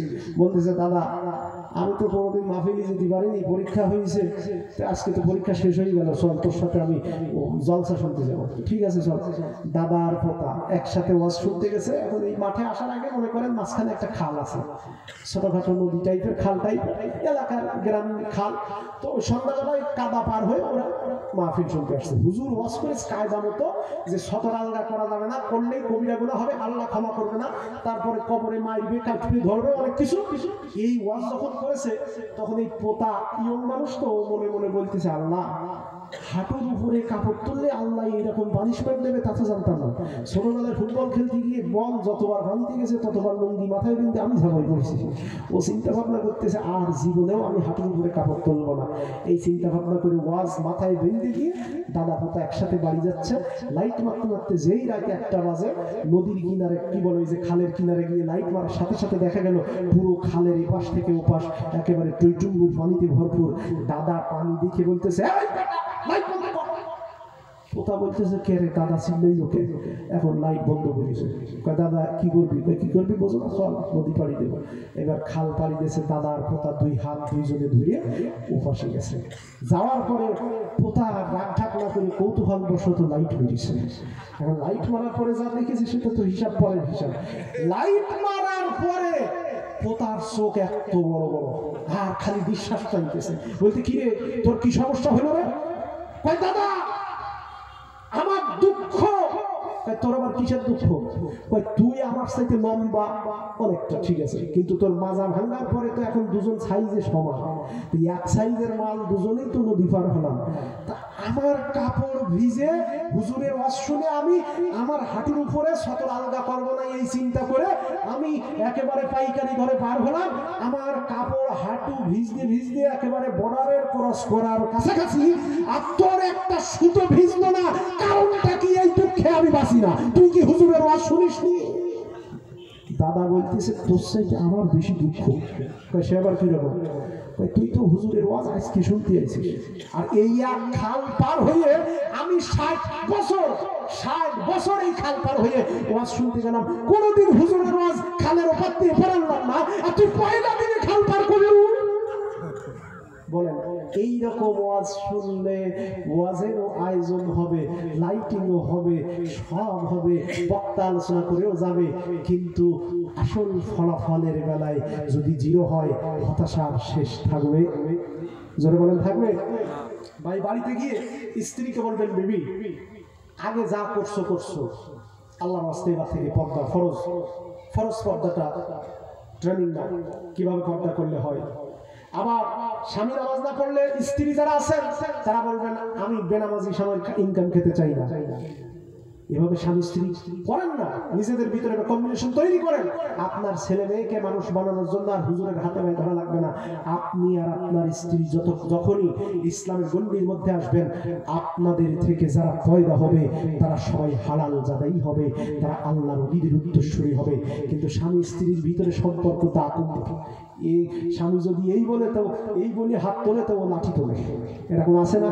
আমার এক দোস্ত আছে, যেহেতু অনলাইন চলবে তো শুনতে পারলে আবার সোশ্যালিজমের সাথে যুক্ত আছে, রাগ টাগ করতে পারে।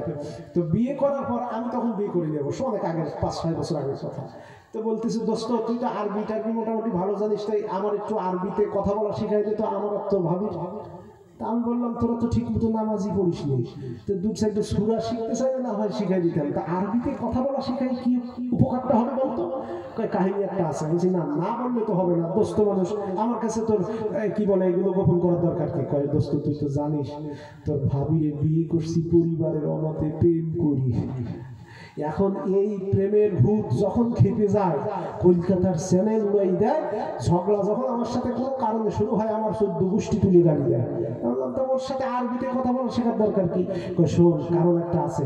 ও যখন আমার বাপ মা তুলে গালাগালি দেয়, তখন আশপাশের লোকজন হাতে তালি দেয়, কয় ও মুখের প্রেম করাবো, গাড়ি দিচ্ছে, দেখো লজ্জায় আর বাঁচিলে। আমাদের আরবিতে কথা বলা শিখে তোর লাভ নাকি? আরবিতে কথা বলা শেখার পরে যদি দুইজনে শিখতে পারি, তাহলে যখন মেজাজ গরম হয়ে যাবে, তোর ভাবির বলবো ঝগড়ার সময় আরবিতে কথা বলবা, দুজনে আরবিতে ঝগড়া হবে, পাশের বাড়ির লোকজন মনে করবে সব দোয়া কালাম পড়তেছে। এই কারণে স্বামী স্ত্রীর কম্বিনেশনটা আগে ঠিক করেন, পরিবার আগে ঠিক করেন, পরিবার সম্পর্কে, তারপর ইসলামী সিস্টেমে আগানো বিভিন্ন টিপস টপিকস পরবর্তীতে যেদিন দেখা হবে বলবো।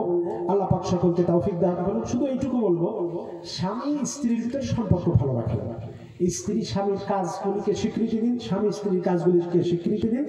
আবার এটাও ঠিক, শ্বশুর বাড়িতে শাশুড়ি আর বৌমার কম্বিনেশন ভালো না থাকলে স্বামী যতই চেষ্টা করুক হয় না। শাশুড়িদের বলবো, আপনি যেমন একটা মেয়েকে বাড়ি থেকে বের করে আরেক জায়গায় বিয়ে দিয়েছেন, ওটাও যেমন আপনার মেয়ে, সেখানে কষ্ট করে আপনার যেমন বুকে ব্যথা লাগে, আপনি এটাকেও আপনার মেয়ে মনে করুন না। আর বৌমাদের বলবো, আমি একতরফা কারোর পক্ষ নিতে লাগছি না, বৌমাদের বলবো, তোমার বাবা মা একটু রাগ করলে তুমি যেমন স্বাভাবিক ভাবে মেনে নিতে পারবো, শ্বশুর শাশুড়ি রাগ করলে বয়স্ক মানুষ, তাদের কষ্টের কারণে এই সংসারে তুমি আসতে পেরেছ, তুমিও সেটা একটু মেনে নাও। কিন্তু সমাজে বাস্তবতা হলো, আমার এক দাদি আছে, দাদি একটা, সেই দাদির বাপের বাড়ি আবার হাসনাবাদে, এই যে আপনাদের এলাকায়, পার্শ্ববর্তী এলাকায়। তো এই দাদির একটা ছেলে একটা মেয়ে, তো মেয়েটা আগে বিয়ে দিয়েছে। তো আমারে ডাক দিয়ে বলতেছে, ভাইরে তোর ফুপুর কপাল বিরাট ভালো। তা বললাম, ফুপুর কপাল বিরাট ভালো বলতে কি? কয়, তোর ফুপুর যার সাথে বিয়ে দিছি ওই জামাই এত একেবারে আল্লাহর ছাঁচে গলা। তা বললাম, কাহিনীটা আসল কি? কয়, ওই ছেলে তোর ফুপু যা বলে তোর ওই জামাই তাই শুনে, তোর ফুপুর কথায় ওঠে আর বসে, তোর ফুপুর সাত কপাল। তা আমি আমার ছোটবেলা থেকে একটু ওই খুসখুসানি টাইপের ছিলাম, প্রশ্ন করতাম বেশি। তো আমি চিন্তা ভাবনা করলাম যে কিছুদিন পর তো চাচার বিয়ে দিবা, তখন অ্যাকশনটা কি হয় তখন দেখবো। চাচার বিয়ে করাইছে গ্রামের সেরা সুন্দরী বউ ঘরে আনবো। মাসখানেক পার হওয়ার পর আমি গিয়ে বললাম, দাদি সংসার এখন কেমন চলতেছে? দাদি বলতেছে, ছেলে বিয়ে করে আমি জনমের মতো ছাই খাইছি। বলছি, কেন ছাই খাইছো কেন? কই, তোর ওই চাষি এই ডাইনি বুড়ি যা বলে তোর চাষা তাই শোনে। তাহলে মেয়ে বিয়ে দিয়ে কি বললো? মেয়ে বিয়ে করে বললো, তোর ফুফু যা বলে তোর জামাই তাই শোনে। আমার মেয়ে চাট কাপাল গো। আবার ছেলে বিয়ে দেওয়ার পরে আচ্ছা স্বামী স্ত্রীর পার্সোনালিটি থাকতে পারে, তো সেইটা দেখে সে বলতেছে, তোর শাশি এমন ডাইনি, তোর শাশি তোর শাশারে তকবীর করিয়েছে। সুতরাং এই বিমুখী নীতি পরিহার করতে হবে, ইনসাফ প্রতিষ্ঠিত করতে হবে, নিজেদের নীতি নৈতিকতা পরিবর্তন করতে হবে, তাহলে পরে পরিবারে শান্তি আসবে, সমাজে শান্তি আসবে। বলুন প্রশ্ন জানো কয়টা? আলোচনার মূল পয়েন্ট ছিল জাহান্নামে যাওয়ার মূল কারণগুলি, সেটা আমি আপনাদের মোটামুটি পয়েন্ট আকারে হলেও বলেছি। এইবার ওই 5টা প্রশ্নের জবাব দিয়ে আজকের মতো আমার আবার অনেক জরুরি গুরুত্বপূর্ণ কয়েকটা কাজ আছে, যার কারণে গত রাত তার আগের রাত জাগা, একেবারে পুরা রাত ফজরের নামাজ পড়ে 1-1.5 ঘন্টা ওই ট্রেনে ব্রেনে ঘুম। এ কি আর জীবন চলে? খাওয়ার সময় গতকালকে ওনারা আজকেও গরুর মাংস দিতে গেছে, আমি ভাই দিও না। তো গতকালকে ওরা প্রশ্ন করতেছে, কি আপনি খান না? আপনাদের তো 700 টাকা কেজি। আমি বললাম, ও তো এক গরম, সারা রাত ঘুমাই না 4-5 দিন, এই কটা দিন। এর ভিতরে আবার যদি এই হিট, এমনি শরীর গরম হয়ে গেছে, গরম মধ্যে আবার গরম দিনে নিজেই তো গলিয়ে যাবো। খুব ফেভারিট জিনিস, কিন্তু খাইতে পারি না। এই দিকে তাকায়, নইলে যদি ইচ্ছা মতো খাই তাহলে এই আর 2 ঘন্টা সিলাইতে পারতাম না। এমনি কিন্তু অসুস্থ আজকে, তারপরে 2 ঘন্টা কথা বলেছি। আল্লাহ পাক ত্রুটি বিচ্যুতি বাদে আমাদের সকলকে আমল করার তৌফিক দান করুন, আমিন। এবার বলেন প্রশ্ন জানো কয়টা? জোরে বলেন। জোরে হলো না? সবাই মিলে হাতির পোলা। হাতির পোলা কয়টা কইছে? 5টা কইছে। আচ্ছা, 1 নম্বর প্রশ্ন, খাদিজাতুল কুবরা ডাক দিয়ে বলেন, মক্কাবাসী তোমরা বলেছো মুহাম্মদ বিন আব্দুল্লাহ আমার স্বামীকে বিয়ে করে আমি নাকি জীবনের মতো ঠকে গিয়েছি। ওগো মক্কাবাসী নেতারা, আমার 1 নম্বর প্রশ্ন হলো, বলো তো দেখি এই মক্কার সবচাইতে বড় নাম করা বংশের নাম কি? যখনই বলেছে নাম করা বংশের নাম কি, সাথে সাথে ওরা বলেছে এই মক্কার সবচাইতে নাম করা বংশ হলো বনু হাশিম কুরাইশদের শাখা, আর এই শাখার সন্তান হলো মুহাম্মদ বিন আব্দুল্লাহ। সুবহানাল্লাহ। খাদিজাতুল কুবরা ডাক দিয়ে বলে, মক্কাবাসী তোমরা বলেছো বনু হাশিম বনু কুরাইশের শাখা সবচাইতে শক্তিশালী বংশ। এত বড় বংশের সন্তান যেই মুহাম্মদ, ওই মুহাম্মদকে বিয়ে করে আমি মক্কার সবচাইতে বড় পরিবারের বৌমা হলাম, তাতে কি আমি জিতে গেলাম না ঠকে গেলাম? ওরা বলতেছে, খাদিজা এই জায়গায় তুমি অবশ্যই জিতে গেছো। দেখেন বুদ্ধি কারে বলে। খাদিজাতুল কুবরা ডাক দিয়ে বলে, মক্কাবাসী বলো তো 2 নম্বর প্রশ্ন, তোমাদের দেখা মতে এই মক্কার সবচেয়ে সত্যবাদী ব্যক্তিটির নাম কি? কয় আমাদের ভিতরে সবচেয়ে সত্যবাদী ব্যক্তি একজন, তাকে আমরা বলি হাযা মুহাম্মাদুনা আল আমিন রাদাইনাহু। মুহাম্মদ আমাদের উপরে সবচেয়ে সত্যবাদী ব্যক্তি, আর আমরা তার উপরে সবাই রাজি আছি। জোরে বলেন সুবহানাল্লাহ। 3 নম্বর প্রশ্ন, খাদিজাতুল কুবরা বললেন, মক্কাবাসী বলো তো মুহাম্মদ বিন আব্দুল্লাহর বয়স মাত্র 26 বছর, আর আমার 40 পার হয়ে গেছে। এই 40 বছরের পরন্ত যৌবনে 2টা স্বামী আমার আগেই মারা গেছে, আমি একজন বিধবা নারী। মক্কাবাসী এই 40 বছর বয়সে মুহাম্মদ বিন আব্দুল্লাহর মতো একজন চকমকে তরুণ যুবকের সাথে, অবিবাহিত একজন কুমার যুবকের সাথে আমার বিয়ে হলো। এই জায়গায় আমি ঠকলাম না জিতলাম? ওরা বলতেছে, তাই তো খাদিজা তুমি তো এই জায়গায় জিতে গেছো। 4 নম্বর প্রশ্ন, খাদিজাতুল কুবরা ডাক দিলেন, বলো তো দেখি এই দুনিয়াতে তোমরা ব্যবসা বাণিজ্য করার জন্য কত রাষ্ট্রে কত জায়গায় গিয়েছো, তোমাদের দেখা মতে সবচেয়ে সুন্দর চেহারার ব্যক্তির নাম কি? ডাক দিয়ে ওরা বলল, খাদিজা। আবু লাহাব ডাক দিয়ে কয়, খাদিজা আমার ভাতিজা মুহাম্মদ বিন আব্দুল্লাহ 8 বছর বয়সের সময় একদিন বাড়ির বাইরে পাহাড়ের কিনারে বসে খেলা করতেছে। আমি তাকে ডাকতে গিয়েছি, তাকায় দেখলাম সন্ধ্যা হয়ে গিয়েছি, পূর্ণিমার চাঁদ কিরণ দেয়, আর চাঁদের কিরণ আমার ভাতিজা মোহাম্মদ বিন আব্দুল্লাহর চেহারার উপরে লেগে যায়। আমি আমার ভাতিজার চেহারার মুখের দিকে তাকাইয়া মোহাম্মদ বিন আব্দুল্লাহর মুখের উপরে যখন চাঁদের কিরণ পড়েছে সেই দিকে তাকানোর পরে আমি বুঝতে পারলাম, আমার মনে প্রশ্ন হলো। আমি বললাম, চাঁদরে তুই সুন্দর নাকি আমার মোহাম্মদ সুন্দর? আমি এভাবে কয়েকবার প্রশ্ন করার পর আমার অন্তরে সাই দিয়েছে আসমানের পূর্ণিমার চাঁদের চাইতে আমার মোহাম্মদ বিন আব্দুল্লাহ অনেক বেশি সুন্দর। 5 নম্বর প্রশ্ন খাদিজাতুল কুবরা বলেন, মক্কাবাসী শোনো, তোমরা বলেছো আমার স্বামী মোহাম্মদ বিন আব্দুল্লাহ গরীব, টাকা নাই পয়সা নাই। এবার বলো মক্কার সবচাইতে বড় লোক কিনা? কয় খাদিজা সবচাইতে টাকাওয়ালা পয়সাওয়ালা তুমি। খাদিজাতুল কুবরা বলেন, মক্কাবাসী আমার কাছে আমার স্বামী মোহাম্মদ বিন আব্দুল্লাহ চাইতে টাকা কি বলে, আমার কাছে আমি খাদিজার কাছে টাকা পয়সার চাইতে স্বামী মোহাম্মদ বিন আব্দুল্লাহর মূল্য অনেক বেশি। তোমরা বলেছো মুহাম্মাদের টাকা নাই পয়সা নাই, আবার বলছো আমি খাদিজা সবচাইতে ধনী। আমার সম্পত্তি থেকে কোনো লাভ নাই যদি আমার স্বামী মানুষের কাছে ছোট হয়। আমার যত টাকা পয়সা আছে সব টাকা আমার স্বামীর কদমে ফেলে দিলাম। আজকে থেকে আমার স্বামী তোমার চাইতে বড় লোক, আর তাকে গরিব বলতে পারবা না।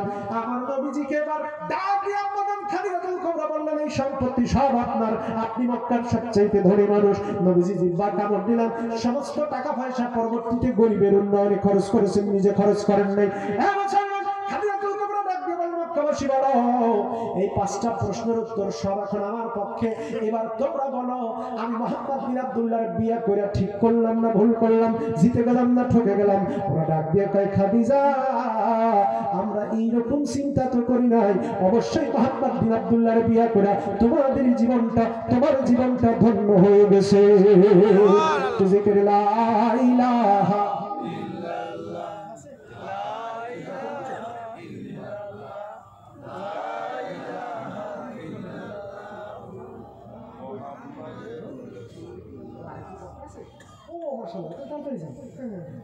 আরো জোরে লা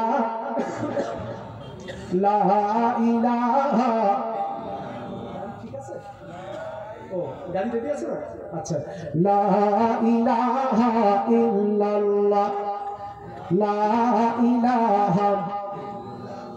আমার মনের ঘরেতে রেখেছি যারে, দো জাহানের বাদশা নবী কামলিওয়ালা রে, দো জাহানের বাদশা নবী কামলিওয়ালা রে। আমার মনের ঘরেতে রেখেছি যারে, দো জাহানের বাদশা নবী। সবাই বলেন, দো জাহানের বাদশা নবী।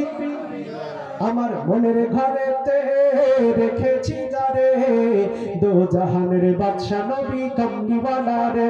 আমার দয়াল নবী রে, আমার মায়ার নবী রে, আমার দয়াল নবী রে, আমার মায়ার নবী রে, দো জাহানের বাদশা নবী কামলিওয়ালা রে, দো জাহানের বাদশা নবী কামলিওয়ালা রে। মোরা যদি ডানাওয়ালা পাখি হইতাম, ওই মদিনা দেখার লাগি উড়ে যাইতাম। মোরা যদি ডানাওয়ালা পাখি হইতাম, ওই মদিনা দেখার লাগি উড়ে যাইতাম। হৃদয় জুড়ে দেখতাম আমি, হৃদয় জুড়ে দেখতাম আমি নয়ন ভরে, দো জাহানের বাদশা নবী, দো জাহানের বাদশা নবী। আমার মনের ঘরেতে রেখেছি যারে, দো জাহানের বাদশা নবী কামলিওয়ালা রে, দো জাহানের বাদশা নবী কামলিওয়ালা রে। আদি পিতা আদম যখন মুসিবতে পড়ে, আমার নবীর উসিলাতে আল্লাহ কবুল করে। আদি পিতা আদম যখন মুসিবতে পড়ে, আমার নবীর উসিলাতে আল্লাহ কবুল করে। শাফায়াতের বিচারেতে, শাফায়াতের বিচারেতে পাশে থেকে রে, দো জাহানের বাদশা নবী। আমার মনের ঘরেতে রেখেছি যারে, দো জাহানের বাদশা নবী কামলিওয়ালা রে, দো জাহানের বাদশা নবী কামলিওয়ালা রে। আমার দয়াল নবী রে, আমার মায়ার নবী রে, দো জাহানের বাদশা নবী কামলিওয়ালা রে। মারহাবা বলবেন না? আমার ভাইরা, সম্মানিত হাজিরিন, আমি আজকে আপনাদের এই অঞ্চলে আসার পরে আপনাদের এই আতিথেয়তা, আপনাদের এই আয়োজন দেখে সত্যি আমি খুব অবাক হয়েছি। আপনাদের হৃদয় অনেক বড়, আপনাদের প্রতি মহাব্বত ভালোবাসা থাকলো এবং দাওয়াত থাকলো। পরিবেশ তো সবসময় একরকম থাকবে না। আমরা চাই আমরা পার্শ্ববর্তী যারা বন্ধু প্রতিম রাষ্ট্র আছে আমাদের ভিতরে সকল ভেদাভেদ দূর হয়ে যায়, আমরা আবার স্বাভাবিক জীবনযাপনে ফিরি। তাতে করে আমার পক্ষ থেকে দাওয়াত দিয়ে গেলাম, আপনাদের ওই 200 টাকা কেজি গোস্ত অত দিনের পাইবো না, তো ইলিশ মাছ আমার পদ্মা নদী, এটা মিস হবে না ইনশাআল্লাহ। সুতরাং আমার পক্ষ থেকে দাওয়াত থাকলো। এই মাহফিলে মাদ্রাসা থেকে 2 জন ছাত্র আজকে পাগড়ি নিয়েছেন। এই যে 2 জন ছাত্র পাগড়ি নিল, এটা আপনাদের এলাকার জন্য গর্বের ব্যাপার।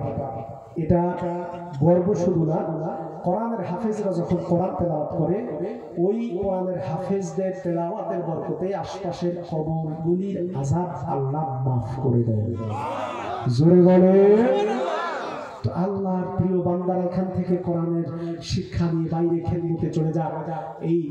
এই উপমহাদেশে আল্লাহর ওলিদের জন্ম আবার হোক, আবার আমরা সেই আল্লাহর প্রিয় বান্দাদের জন্ম দেখি, তাদের উত্থান দেখি, আবার সেই বিপ্লব দেখি। এটা তো আমাদের সকলের চাওয়া। সেই চাওয়াকে বাস্তব আল্লাহ যেন করার তৌফিক দান করেন। সমস্ত ওলামাদের সুস্বাস্থ্য আল্লাহ দান করুন। সকল মতভেদ দূরে থেকে ইসলামের সাথে একত্রে কাজ করা মন মানসিকতা আল্লাহ তৌফিক দান করুন। পরবর্তী মেহমান যিনি এসেছেন, আমি আলোচনা শেষ করলাম, উনি কথা বলবেন। ওনার আলোচনা শুনে তারপরে দোয়া মোনাজাত করে, দোয়া না করে কেউ যাবেন না। এই ব্যাপারে আপনারা এখানে স্থানীয় যারা বিশেষ করে ওঠা বসা করবেন না, পরিবেশটা নষ্ট করবেন না। দোয়া করে এই চমৎকার আয়োজন, আজকে আসেন কালকে নাও থাকতে পারে, আজকে আপনি আমি বেঁচে আছি কালকে নাও থাকতে পারি। সুতরাং এই চমৎকার আয়োজনের সুন্দর একটা সংকলন হোক। আমি সম্মানিত মহতারামের জন্য আমার মাইক ছেড়ে দিলাম।